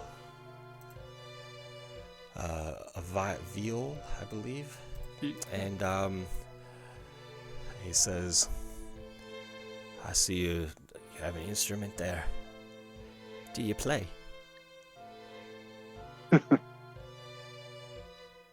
I have He's more taking than a break right now. I do have an instrument. I have a gift as well. A gift? A gift for story or song? Gift of song. Oh, well. Why don't you sing us a song, Bard? The band is taking a break. The stage is all yours. All right. Is the queen already in presence, or is she like the last one there type of deal? Sure, the queen is there on her essentially, mobile vineyard, carried by the two hooded ogres.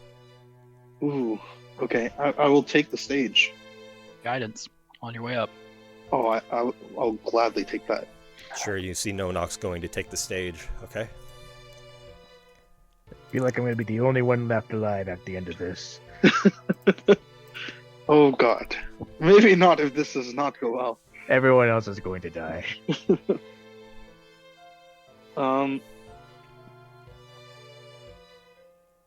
Okay, yeah. I'll take the stage. Okay. Will you, what kind of song do you play? So I found a song actually. It's from. So, long story short, I heard this song a long time ago, in some show, and I looked it up and I really liked it. It's called "The Best Gift." Okay. And I thought it would be perfect for this situation. How does it go? Through wood and blade I wander, gathering blossoms as I go. I'll bring them to me, lady, and my heart she may bestow. Shall I bring her roses or lilacs for her hair? And yet the most beautiful gift of all is the love that we all share. That's all. And there's light scattered applause. And Bloom approaches. That is a good song, Bard, but it's missing something. You should listen to Violetta play. And the satyr bows. Of course, milady. And the satyr begins to emulate the song that you played, but in sort of like adding an ethereal sound to it. Notes, perhaps, that you're not accustomed to. Different intervals of notes. And it is quite a beautiful song, although different, as the satyr plays it. And as he concludes, there is, of course, the smattering of applause. The satyr bows and approaches you. Don't let it get to you. That was, you played bloody well, too. I don't like him.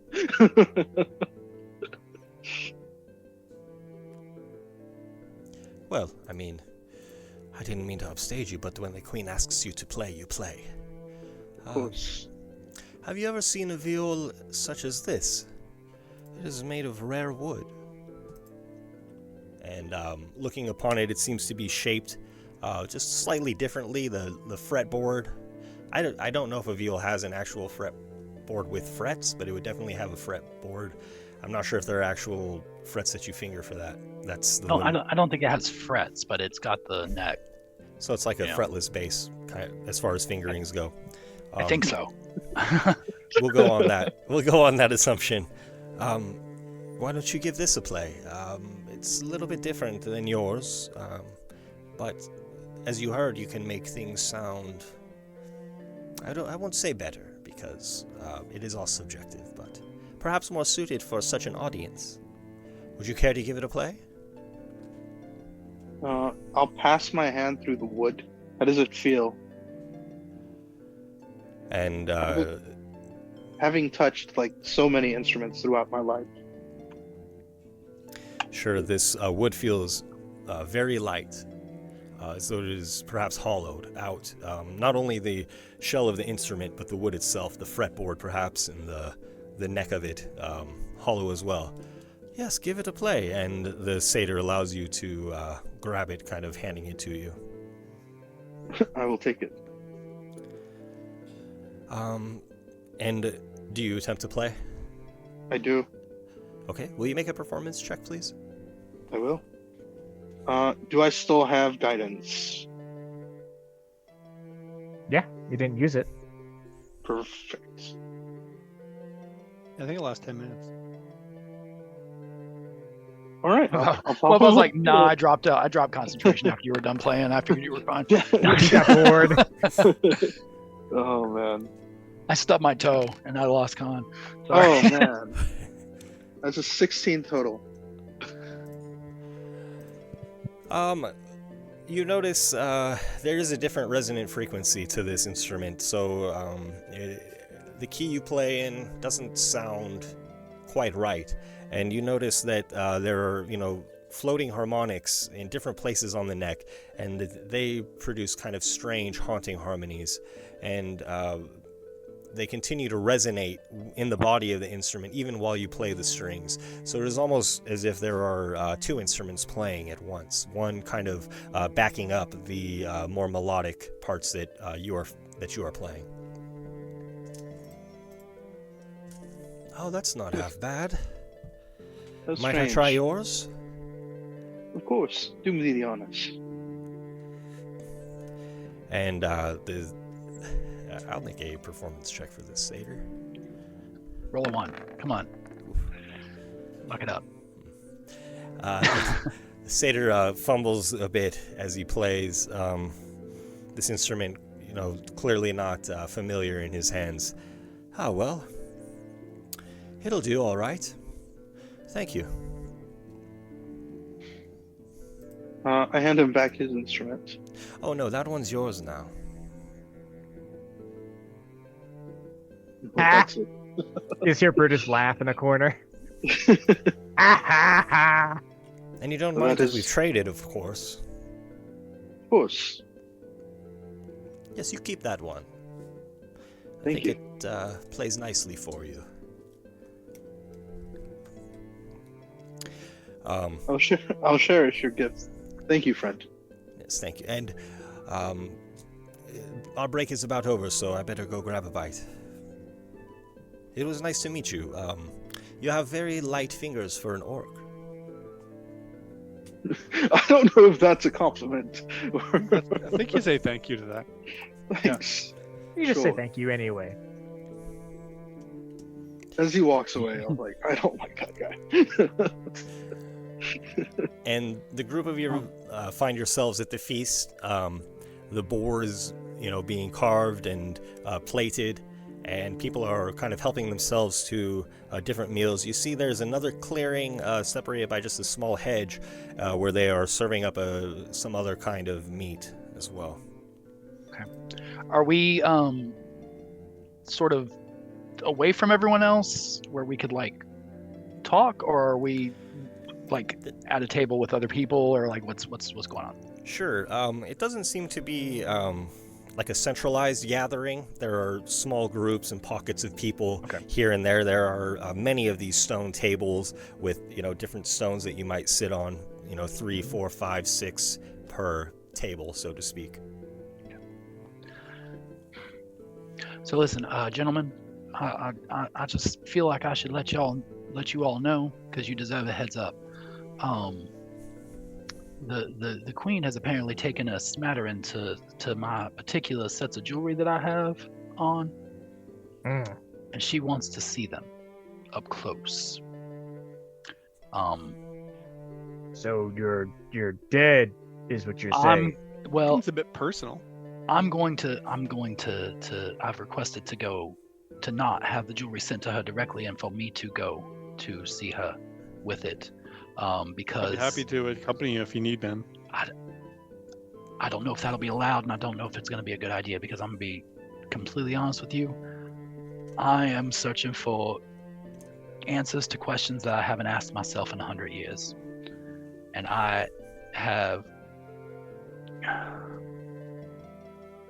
there's a lot of my past that I've sort of forgot about. Is this going to happen now?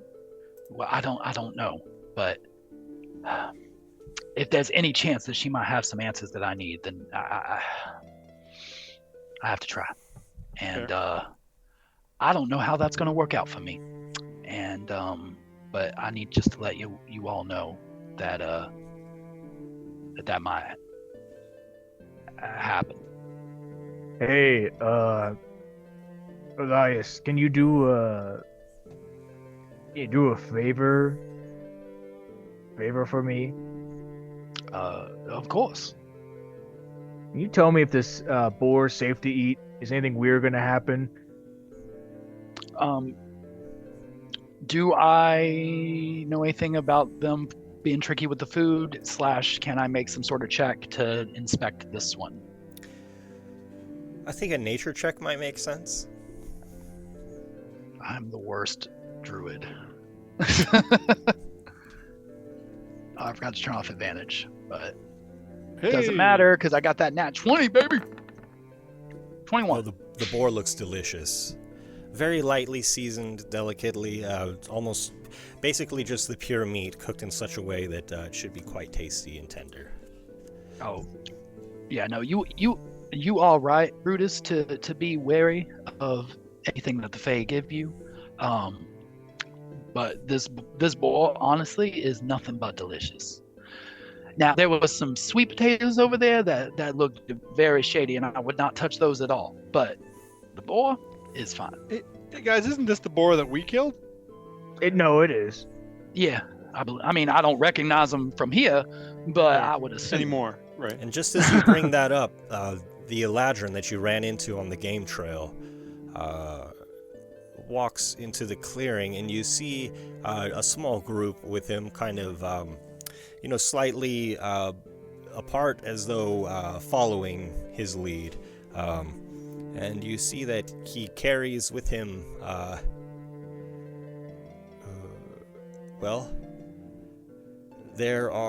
he's holding 2 leashes, and instead of, having animals at the end of the leash following him on the ground, these leashes go into the air, and you see they're attached to a dwarf and another dwarf. Oh, I wondered where they went. And Lahuer approaches the queen, kneels, and hands both of the leashes to Bloom, who takes the leashes and, bows ever slightly with her head and affixes them to the throne of the queen. I think they must have fallen asleep in the meadow. Yeah. Yes, I don't know what we're gonna do about that. Bloom approaches your table. Elias, if you would, the queen would see you, and if you have your gifts, now would be a fine time to deliver them if you are going to be so, helping yourself to the queen's feast. Yeah. All right. Respectfully, of course. Yes. Yeah, absolutely. And so Bloom leads you to the queen, if you would accompany her. Yes. I do very quickly. I'm I'm the- gonna. the Go ahead, nerves Elias. and everything that the nerves and everything that Elias had before, how he was so like just sort of shaken and distraught, has seemed to have like drained out of him, and he's like very focused on something at this point. He he was shell shocked and processing a lot, and now he's like back in his guy's game face back on, as it were. So I'm gonna grab you by the shoulder and just whisper, "It's gonna be all right." And you have a bardic inspiration. And Brutus? I'm gonna pull Elias a little bit behind the pack as we're walking up, and I'm gonna fish out from underneath my armor the ATK, or not the ATK, but the badge I got from my service in Angelo's army. I'm gonna take it off of my neck and hand it to Elias. I say, take it. It's a gift. Thank you.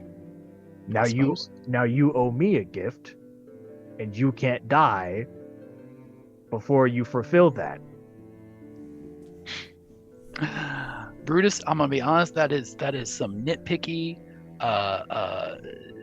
very very technicality type of things, and that is something that is respected profusely around here. Well done, sir. And I will take his chains and put them around my neck, displayed, out above the shirt. Okay. I hate these people. They talk too much. Bloom stands before the queen, who is basically seems as though her body face is made up of dark wood and mixed with a violet skin underneath. Her face is shrouded in just kind of an ethereal mist. It's hard to place her features. I bow. Bloom says, "Yes, and of course you said you had a gift."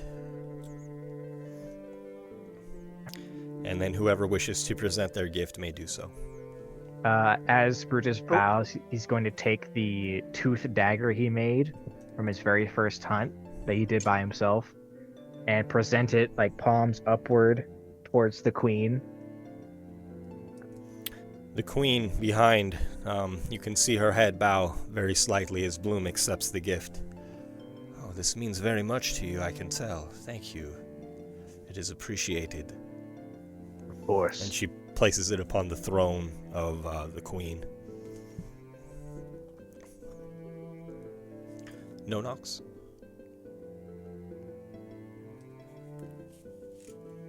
I take out a flute. It's been beautifully carved by orc hands. This is something that family made. So this one was carved by one of my brothers. And it was actually the first instrument I ever learned to play. And I bring it up to my lips for one last song before I hand it over. Oh, beautiful. Please make a performance check with advantage. Oh, and also, No Nox, you gained inspiration for your song earlier. Brilliant performance.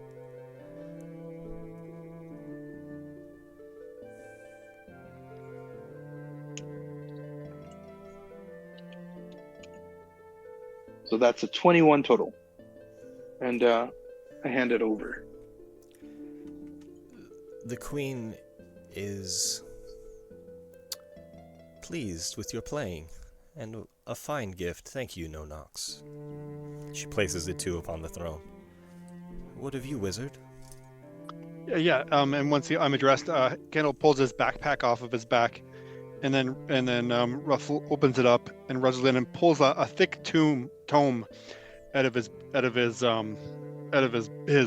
pack, and he opens it and he says, "I would like to present you with my own personal copy of Sarwin's dissertation on the elements, volume number 1. I've read it many times, and I open up, as you can see, and you can see a lot of like scribbles and annotations in the spine on the pages in the book. And I hope it passes on some great knowledge like I learned from it as well. And I hand it over. Is this from Doc Thul's archive?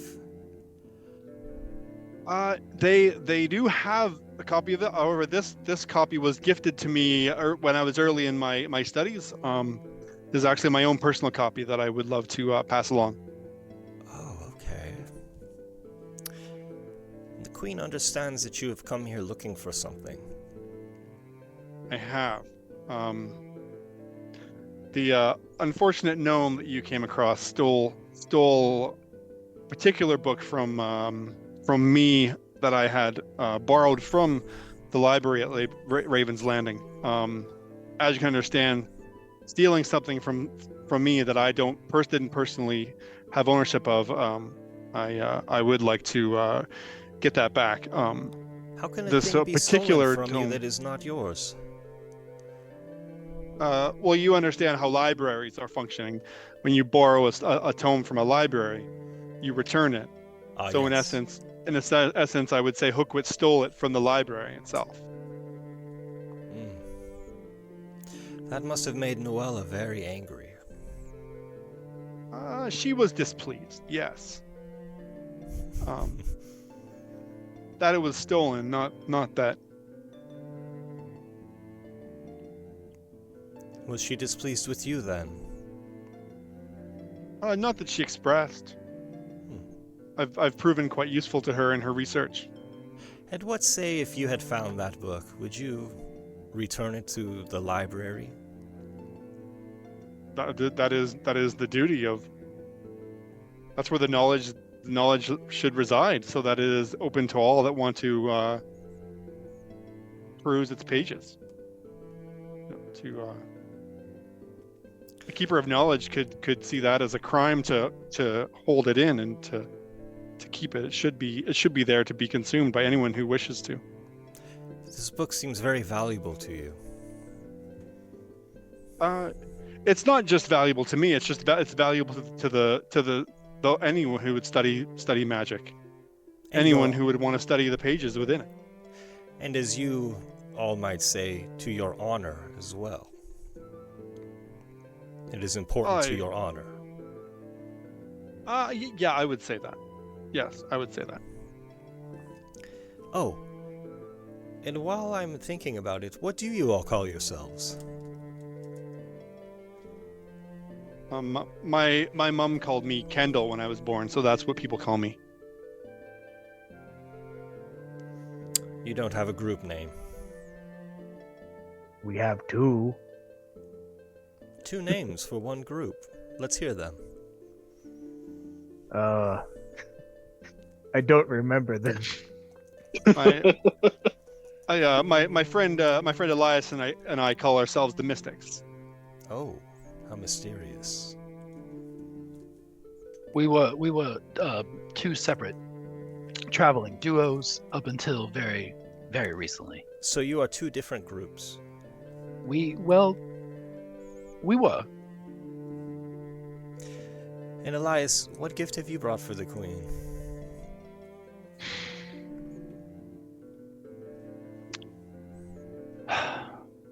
Your Majesty, it's hard to pick a gift for a Fey Queen. I originally thought to maybe give you I have a few precious gems that I carry with me, and I thought to give you those, but that's so mundane.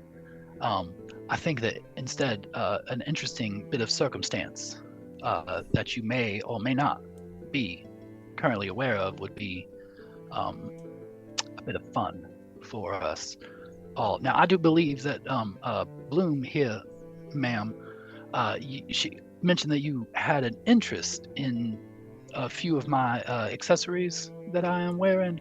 And of course, and forgive me, Bloom is speaking on behalf of the Queen, but it is fine for you to address the Queen. Oh, sorry. The Queen has not spoken yet, so just to make that clear, I'm not sure if I explained that properly. Oh yes, she is quite interested in your jewelry. So, may I apologize, Miss Bloom. Might I ask you a question real fast here? Because this will determine how I shall present this for the You queen. may ask me another question. Yes. You keep getting me with that. You're so clever. Is the queen familiar with a wizard by the name of Theus? That you are aware of?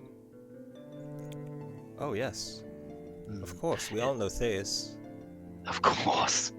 Is her impression of him one that is positive or one that is more negative? It is complicated. It is He will be here later. Oh, good. We're expecting him to arrive today, but he is not yet. Okay. Does that concern you? No, it does not. No, it does not. Your Majesty, I bring you the gift of a fun experience to be had by all. You see, the wizard Theus and I actually have a bit of a history, and yes, and the funny the funny thing about it is that Theus is convinced that I would not ever return to the Feywild, and here you are. And here I am, and isn't that fascinating? That is a bit of fun. It is a bit of fun, but I think what would be very interesting about it is if we built up that reveal. You know, maybe we don't tell him that I'm here when he first gets here. Maybe we sort of hide that fact until later, when it could be like a big sort of a surprise at the end. And the look on his face, Your Majesty, I don't know. You said that the relationship is complicated. So surely if it's more negative, then you will have gotten him in a way that you can relish in. And if he is a friend of yours, then there's nothing wrong with a little prank. Well, that might be a good trick. Will you make a persuasion check, Elias? Feels like something that could be fun for everybody. A bit odd, but good. But do you want just another piece of jewelry or another cute little trinket, or do you want something unique and interesting for everyone? Sorry, I keep forgetting to turn my advantage off. There it goes. Okay, 21. I'm sorry, a persuasion check. Oh, I'm sorry, I clicked the wrong one. Persuasion. It's right next to it. That's all right. It is. Oh, that's not as good. Oh. Well. Don't forget you have Bardic Inspiration. Yeah, now it feels like a good time for that. Is it a D6? Yes. Okay. I need that 6, baby. Give me that 6, baby. 14. Well, how about this? I forgot to give myself guidance. The Queen suggests that you do give her one of your pieces of jewelry, and she will keep your secret.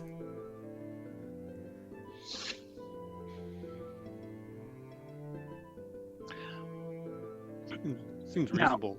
It is yes, most reasonable. It does. She is a very reasonable queen. Of course she is. And merciful. Yes. A question, just a clarifying question on these terms. She will, in exchange for keeping the secret, she will hold on to the jewelry. Does that mean that when the secret is revealed, the jewelry is returned? No. The jewelry is a gift to the Queen. I would not presume what she might do with it after. And I would not presume either. That's why I wanted to ask that clarifying question. If it needed to be anything that I needed to not presume, and clearly I do not need to presume it, and so that's fine, of course, respectfully. Yeah. Okay. That doesn't trouble you, does it? You have no so many pieces of mundane jewelry. Well, it's unfortunate because I don't really. I only have the two, and as I mentioned to you earlier, the bracelet cannot come off unless my hand does, and I'd much rather not go that route. Oh, that would be quite painful. It would be quite painful, and honestly, as a druid, it would be very unfortunate in my line of work. I need to be able to perform somatic components to my spellcasting. You understand? But sure, the necklace, of course, and I'm gonna take off the necklace that Brutus gave to me, and hold that, and start to offer it out, and kind of look. Is that gonna work? That's not gonna work. That is a fine gift, Meadow Watcher. It pleases the Queen. Oh, wonderful! I'm so glad. I live to please the Queen, of course. She as we all do. narrows her eyes at you as she places the necklace upon the Queen's throne.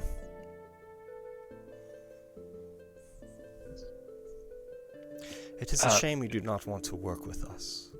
But I do appreciate the gifts, and so does the Queen.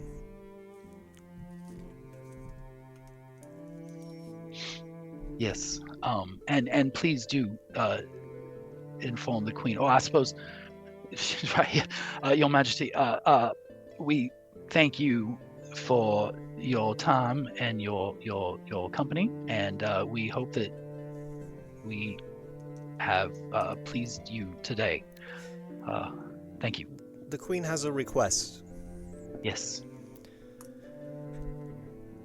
Kendall. Yes. What is that book worth to you, the one that you seek? Well, It's quite important to your reputation, isn't it? there is that, but also the words within it are not the kind of words that you want to fall in just anyone's hands. If you know, well, you probably don't know what I mean. So that's the kind of knowledge that might be better controlled within the confines of a library like that, which I've studied from. So yes, yeah, it has a value to me. Yes, absolutely. I would much love to have it back, to be quite frank. Well, my lady loves collecting Noella's books, I must admit. But she will give it back to you if you will perform a favor for her. Interesting. I'm listening. What sort of favor would she like to be performed? Well, she requests a lockstone from the ruins of Nimni Hetlevin in the city of Nimni Allah. Okay. A lockstone is a chaos stone that gives power to a source, and my lady seeks to obtain. Would it be fair to say that I've studied the chaos stones, or at least I'm aware of the existence? Yeah, cool. Yes. And my lady would like a place in the fallen city. There is one in particular that she would prefer. One that belonged to Gwenistry.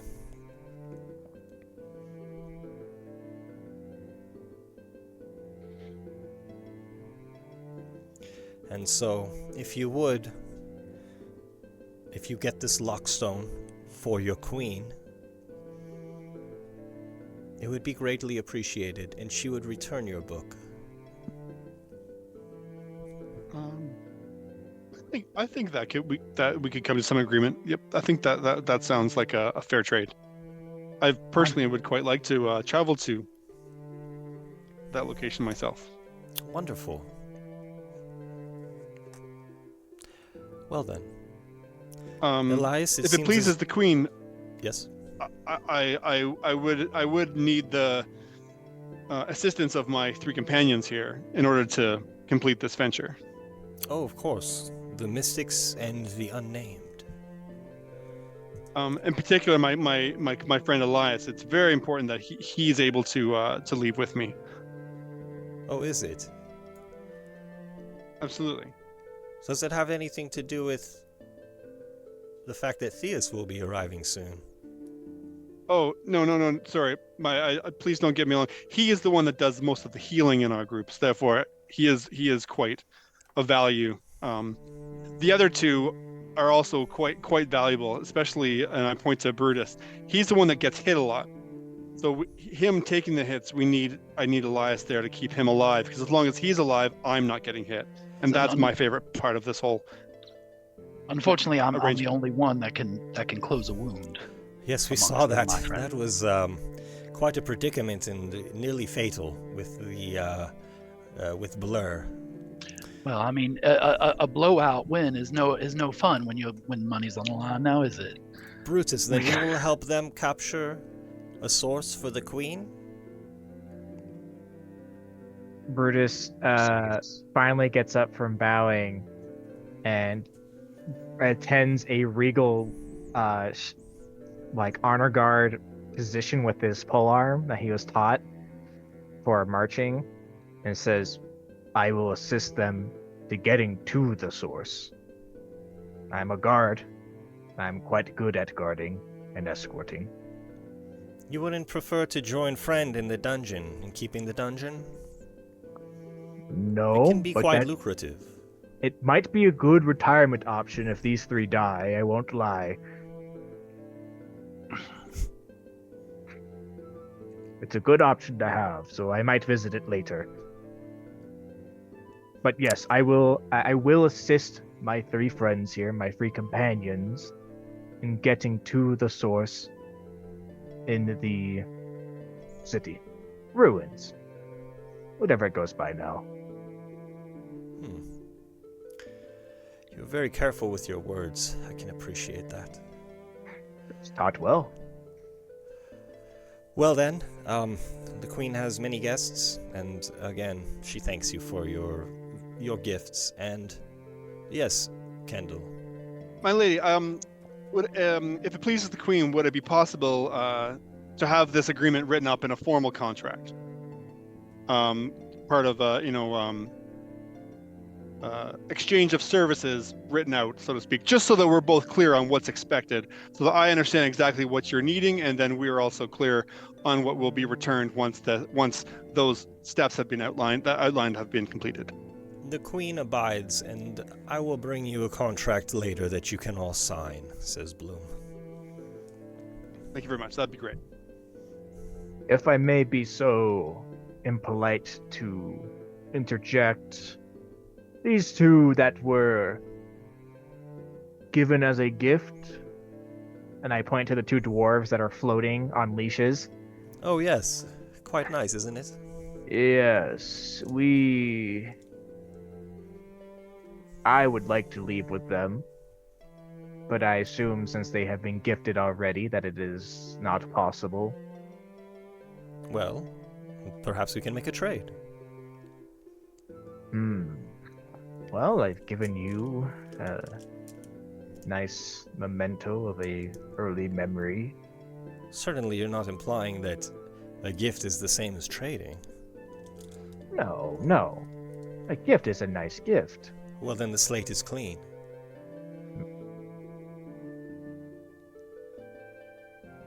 Well, your Elias has more jewelry that the Queen is quite interested in. Or is there something else of value? I'll reach into my inside my coat, and I pull out a scroll and I hand it over to you, Brutus.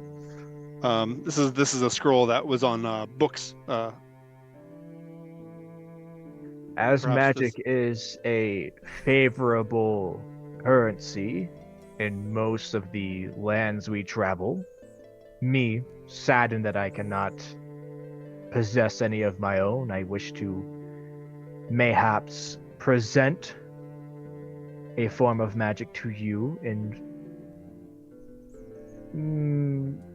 honorably and with all respect trade for the two dwarves that are floating above us right now. What spell is this, Kendall? I believe that's a dancing light scroll. The Queen will give you one dwarf for this. I hand the scroll over. And Bloom untethers one of the leashes holding the dwarves and hands you the leash. And everything's been taken from me. Brutus pulls out a deck of cards that he has in possession, and the package is well worn, and he opens it up and he takes the cards out and he fans them out and he fans them back in, and then he shuffles them and then cuts them, and then he puts them back in the package and reseals them and says, "I will trade you for the other dwarf, respectfully and honorably." How about a game of chance instead? Ooh, it depends on what I wager or lose. Chance is chance. You may win, I may win. You may lose, I may lose. Depends on what's being wagered. She's wagering one of the dwarves. We know what she has to wager. I don't know what I have to wager. You can't think of anything more valuable. Just a deck of ratty old cards. These cards have kept me company in many lonely nights as I've stood on watch. The queen is not alone. Nor would I insinuate that she is. Merely saying you can take a long-held companion that I have had for many a year away from me for another companion. And I point up towards the doors. I will pull a card. This is a full deck? Yes. Does it have wild cards?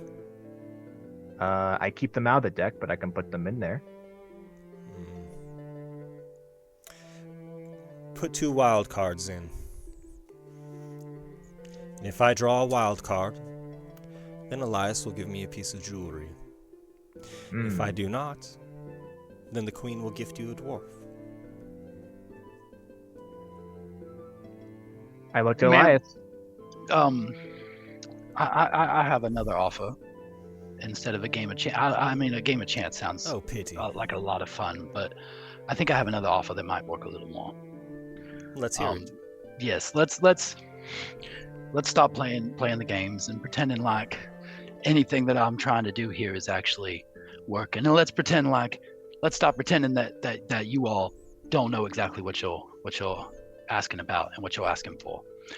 And he'll reach into his shirt and he pulls out the necklace. This is the actual piece of jewelry that has struck your interest so much. If I am understanding, is that fair? Is that correct? Well, you can't rightly give away the other one, can you? That's quite fair. I cannot. I offer an exchange for this. You see, this particular necklace. Yes. Ruined my life in a lot of ways. And I don't have the damnedest idea why.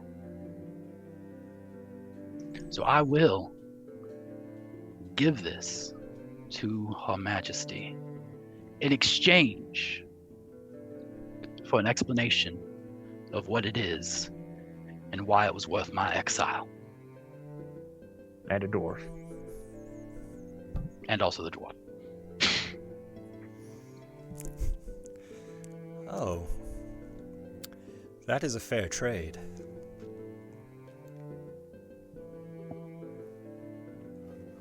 And he'll hold out the necklace to offer it. This necklace is quite valuable to Master Theus, you might know. It certainly seemed as though it were. Theus is bound to this necklace. He has been searching for it for hundreds of years. It has been amusing.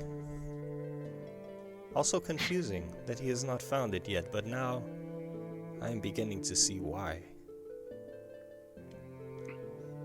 That sounds wonderful, but that does not answer my questions, though.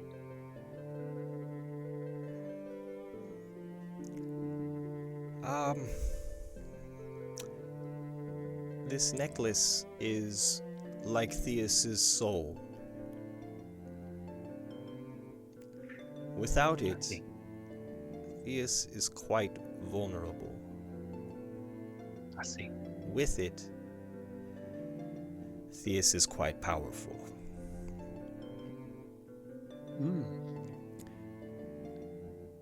Sometimes, if a wizard is powerful enough or a mage, they might bind themselves to such a thing that might sustain them were they to perish, we'll say. And everybody make an Arcana check, please. What is this? I'm sorry, guys. After I gave you my badge? I'm sorry. Arcana. I almost knew what that was for a second. Unless I was fully rested. Not super arcanological. I got 25. Kendall, you think this sounds kind of like lichdom?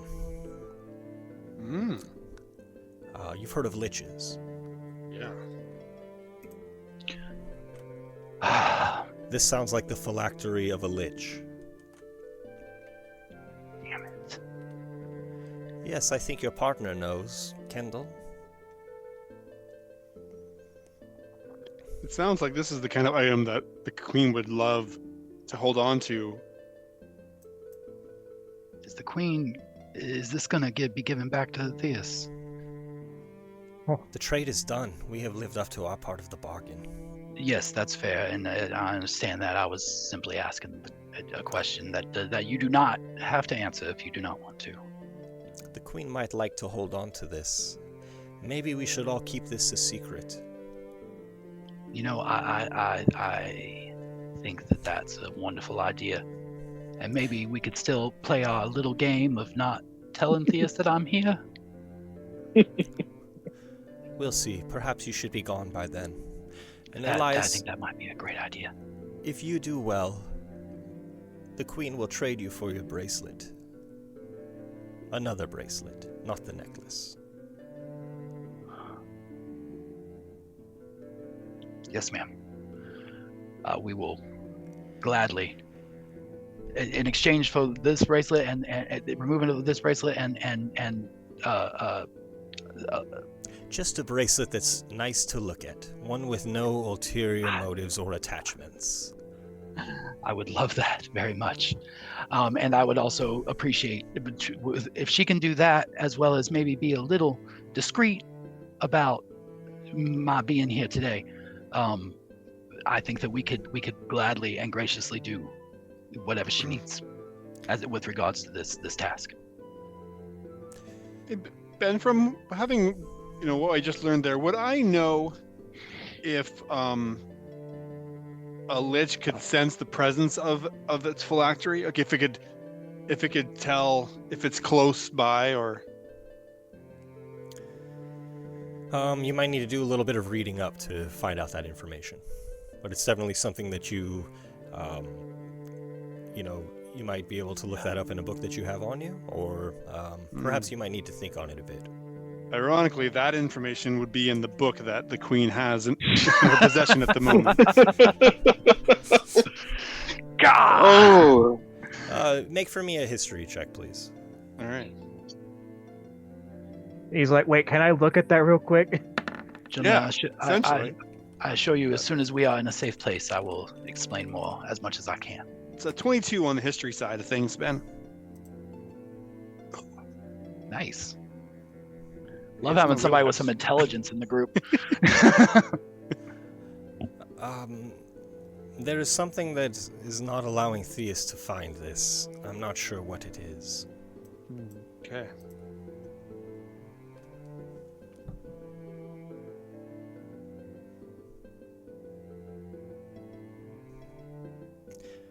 Just from what I understand, that we're still within the presence of the Lady Bloom.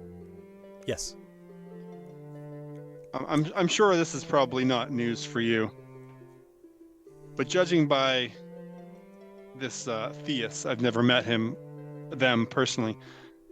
If they are powerful enough to put themselves in this situation, I'm willing to bet that they would stop at nothing to find this particular item should they come,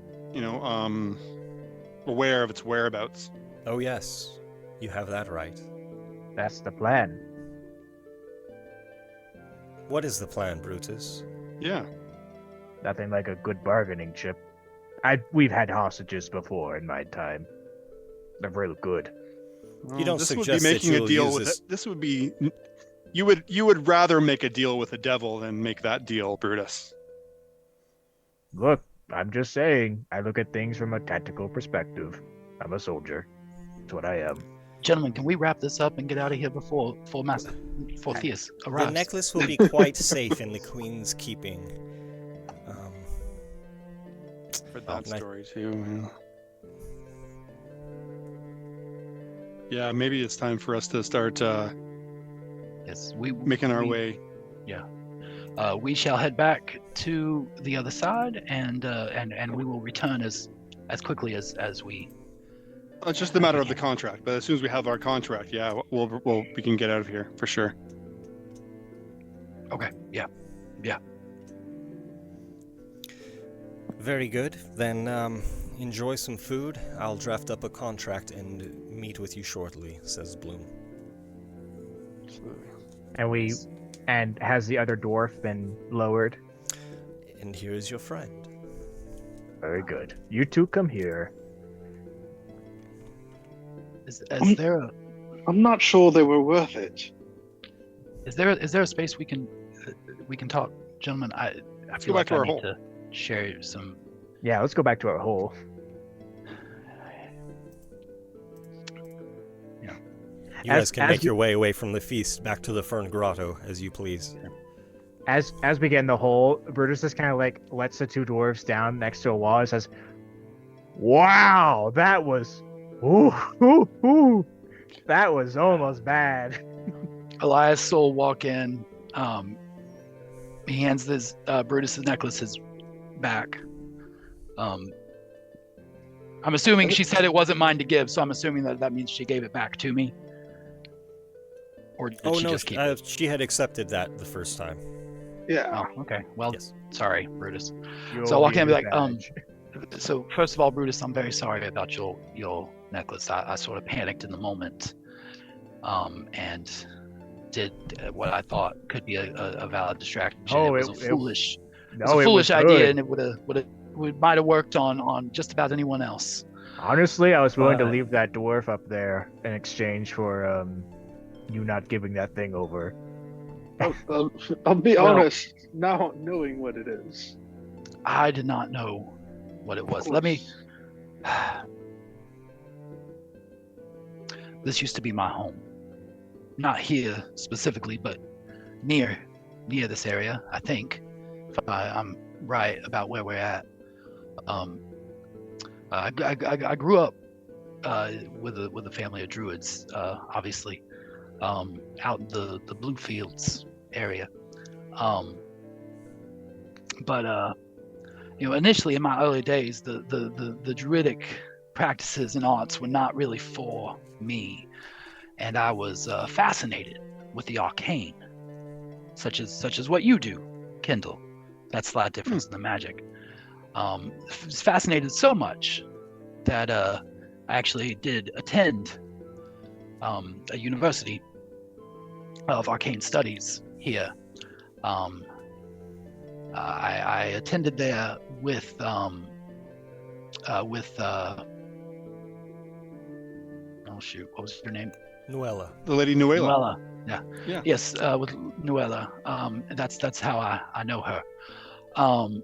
And she, I know she told you that she met me at the university. I don't think she ever told you that I was a student alongside her. No, I just knew you were acquaintances and I could trust you. Yeah. Yes. Well, see, I was doing quite well in my studies until one particular night where I was awoken in my dorm in the middle of the night, dragged out, and put down on my knees in front of our headmaster, Headmaster Theus. He stood there with the captain of the captain of the guard, and another gentleman whom I didn't recognize, don't know who he was. I was accused of thievery. I was accused of breaking into forbidden areas in the school, tampering with things I had no business in, and taking things that didn't belong to me. These were falsehoods, and I denied them, of course. They claimed they had witnesses. I claimed they had to be mistaken. I asked who these witnesses were, and the captain of the guard said it was him.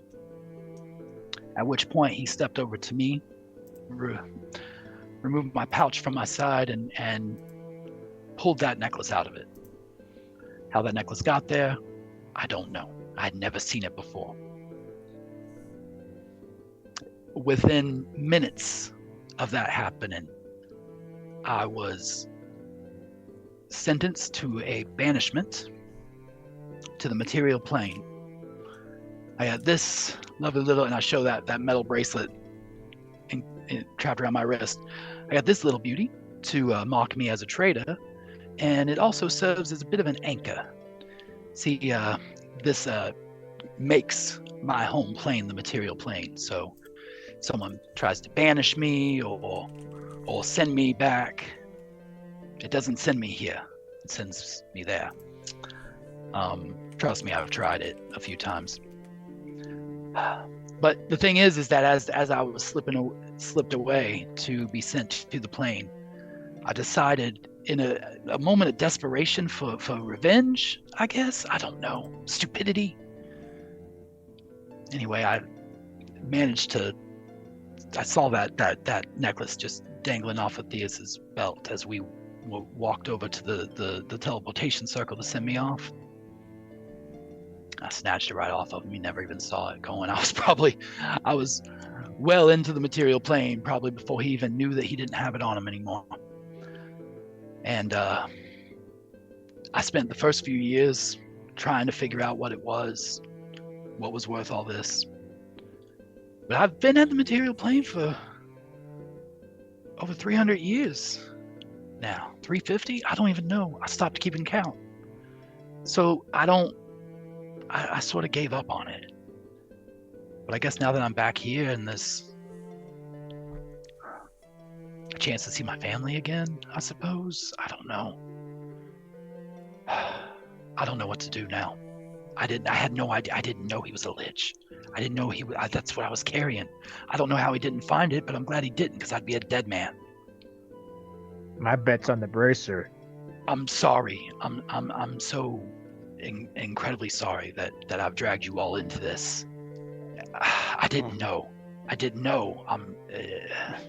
I maybe would have liked that to know that you were a thief. You know, just like a little bit. But I've never stolen anything before or after that. I swear to you. Quite logically, Elias, you had nothing to do with getting us in here. It's all just kind of a coincidence, in my opinion.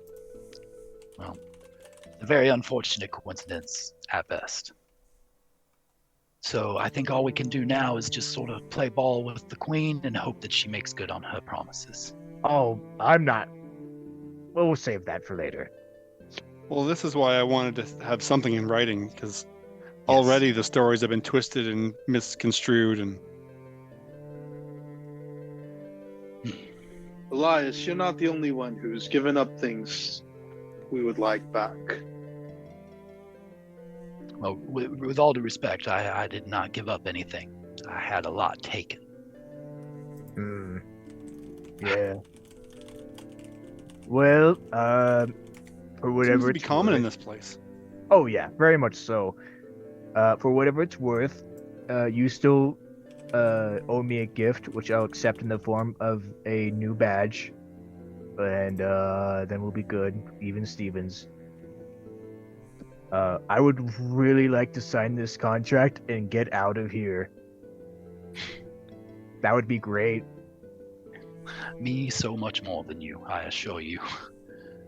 Yeah, I don't like it.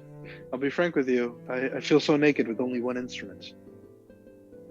I give up my childhood knife and a member of my honor and he gave up a wizard soul. Yeah, I think we all lost so much. That's fair. I can make a new knife. Yes. Where is that contract? The satyr that you played with comes walking down the path. No knocks. Bloom asked me to deliver this to you. How are you liking your new viol, No Knocks? Have you had a chance to play it? Can I try it one more time? Sure. It just, I think it needs a little tuning, that's all. Well, let me show you. Play it for me. Maybe I can help you a bit. Kendall and I will start reviewing the contract while they Oh, do that. I'm looking at the contract too. Okay. I'm looking at more important things, like how to play this instrument. No Knocks, will you make a performance check? Thank you.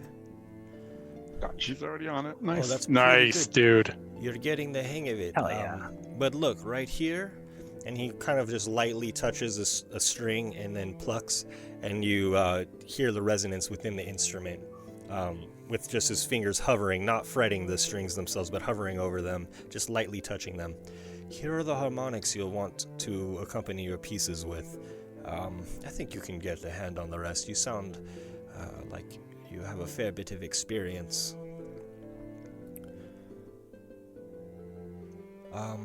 Well, if you all want, I can return the contract for you. Yeah.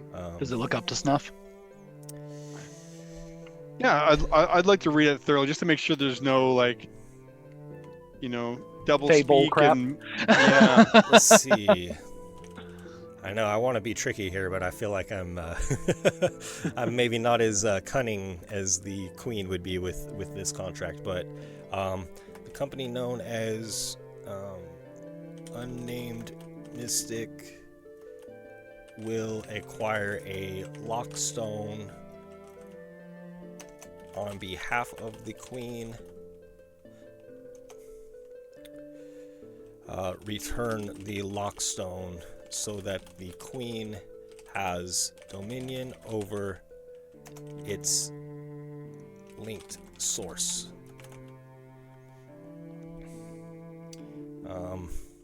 Then return the lockstone to the source with the new, and return the lockstone to the source.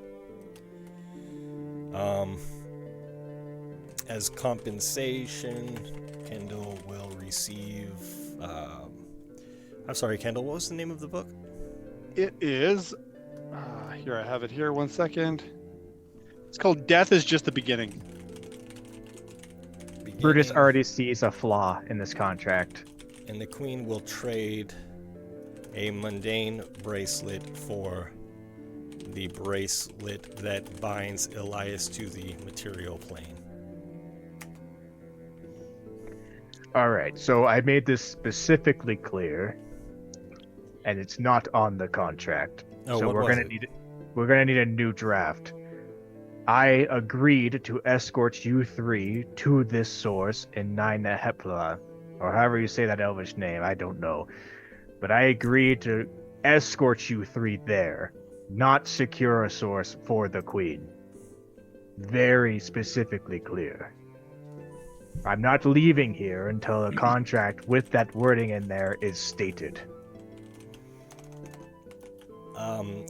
The satyr comes back after several minutes with the contract having been adjusted.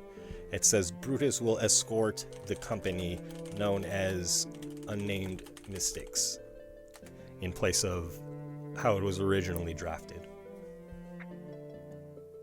Brutus looks it over, sees that it is satisfactory, and goes ahead and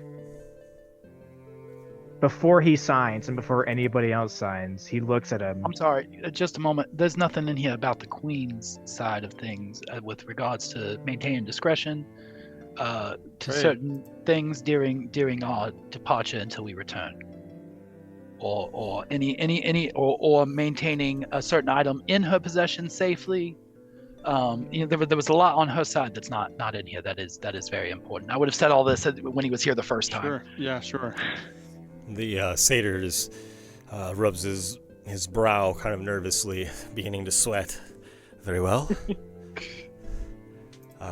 And returns with a third draft. Brutus, as he leaves to go get the new contract, pulls Nonox aside to a corner and kind of whispers quietly to him. I'm going to admit this to you, because we traveled together, and I feel like you should know. You don't have as much stake in this as those two do. I do have a conflicting interest with them having the source. What is it? I'm not under contract or magical law or anything that would compel me to do so but my own honor and duty. This is something that I want to do, but if it ends up not going my way, at least it would not harm me negatively. Hence the stipulation.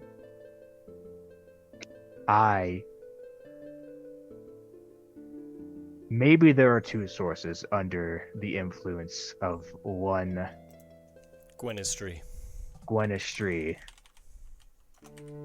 If there are two, my obligation can be fulfilled quite easily, as will yours. But if there is one, there will be conflict.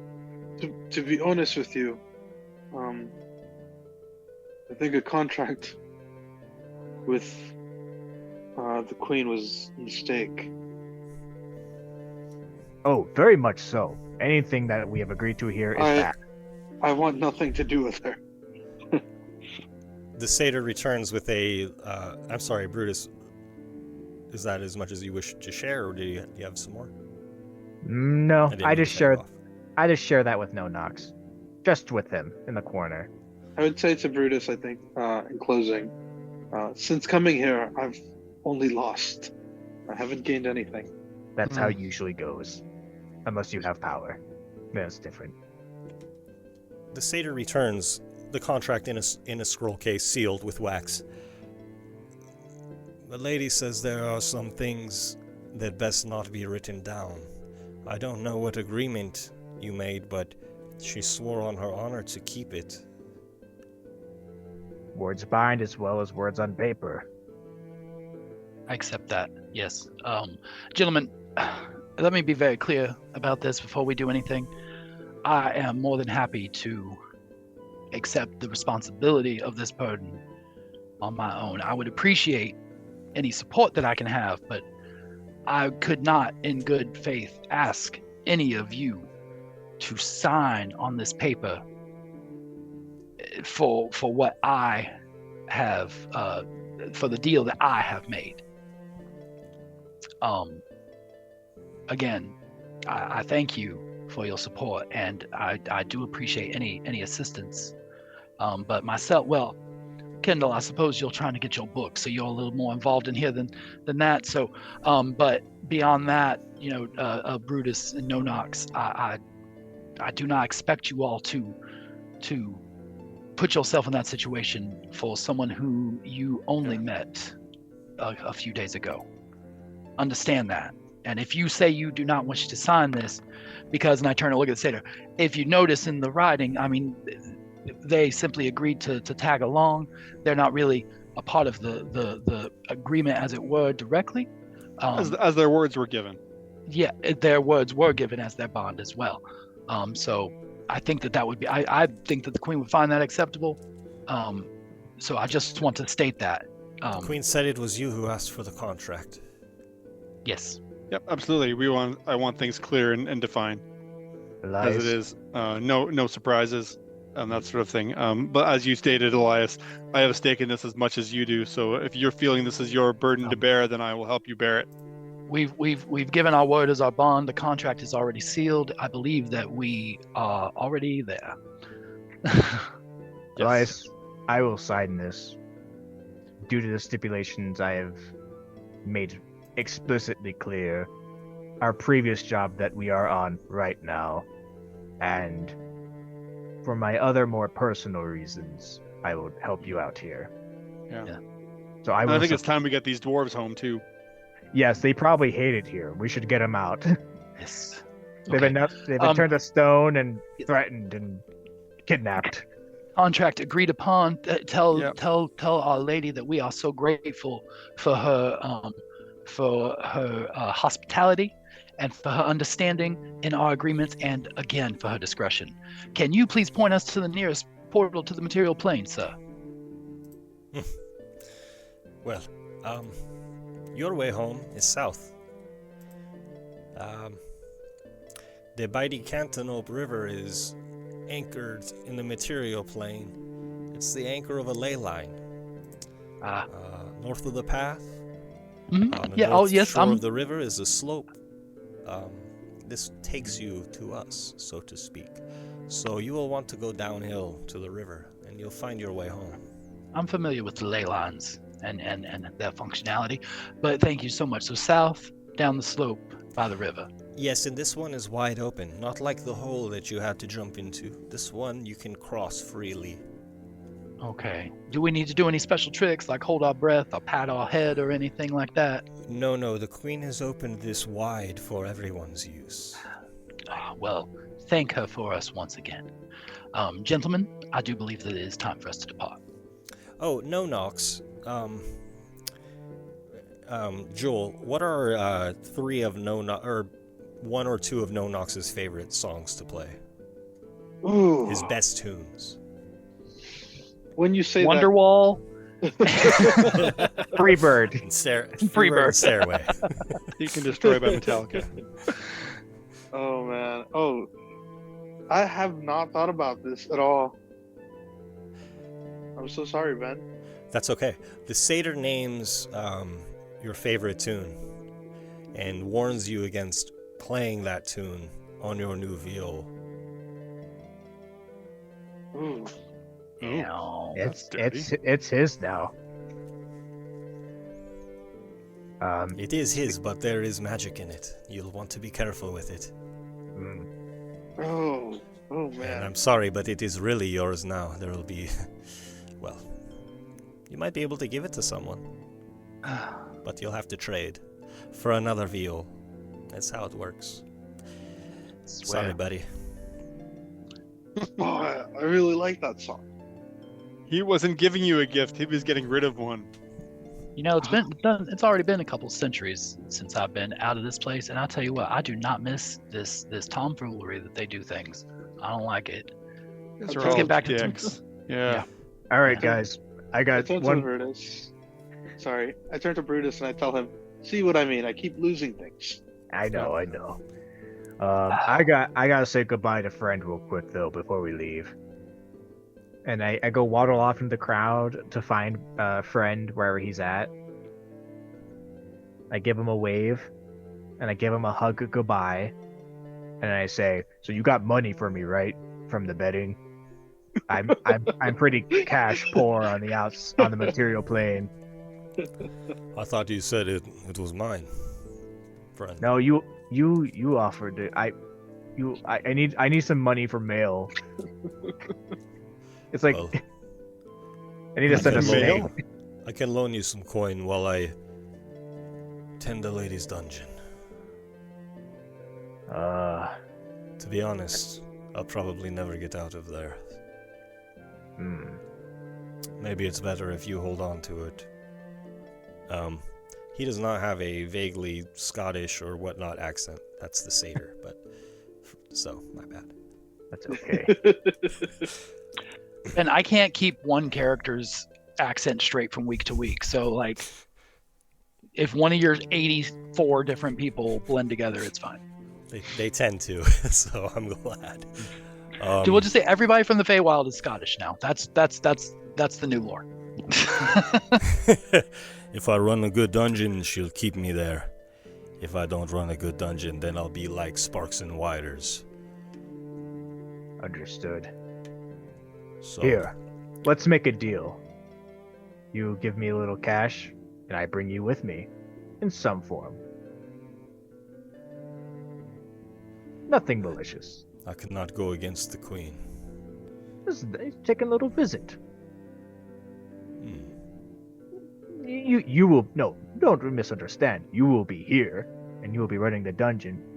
I'll just take a little sentimental piece to bring with you. Like a little reminder of our friendship, friend. Sounds very tricky. You have been here for too long. Perhaps. Well, I'll give you the gold that I earned. I will keep the silver. I like it. And he hands you a coin purse with 70 gold pieces in it. Thank you. Nice. Right. But don't take a part of me.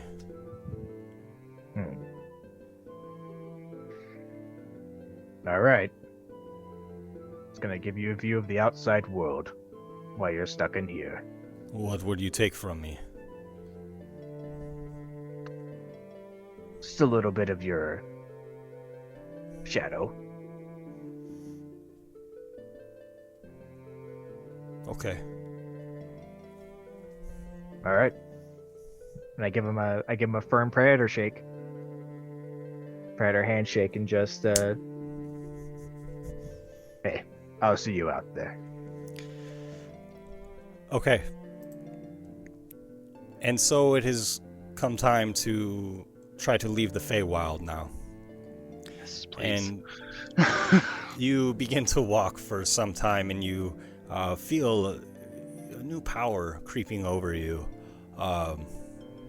No Nox, just a small bit of the small lesson that the satyr gave to you has enhanced your abilities to play greatly, and the kind of foreign or alien sounds of this instrument will also lend themselves to your power. And Brutus, the ritual that you performed with the Displacer Beast's tail has also imbued you with newfound power. And you all will level up to level 3. Yay! In that case, my performance does level up because I'm taking that expertise. And Elias's stress and anxiety gives him a nervous reaction where his power levels up and he learns a new spell. Hey! It's called Cry. Yeah, Nonox and Brutus received their subclasses. Tried to play into that a little bit, but I believe Elias and Kendall have that kind of sorted out already. Yeah. Can I just say, I really don't like that guy. Hey, man. Oh, Brutus got a bit of a friend shadow. Nothing malicious with that. Yet. That's where we'll end the adventure for this evening, as our group seeks to depart the Feywild by traveling to the ley line that separates it from the material plane, or that binds it to the material plane in the same way. I want to thank everybody for hanging out, of course. Thanks to my players. Thanks to everybody who's checking out the game. Really appreciate it. And we will not be back next week, but we will be back the second Monday of March, which is the 11th. And the game will continue then. So until next time, the adventure continues. Never give your DM too much.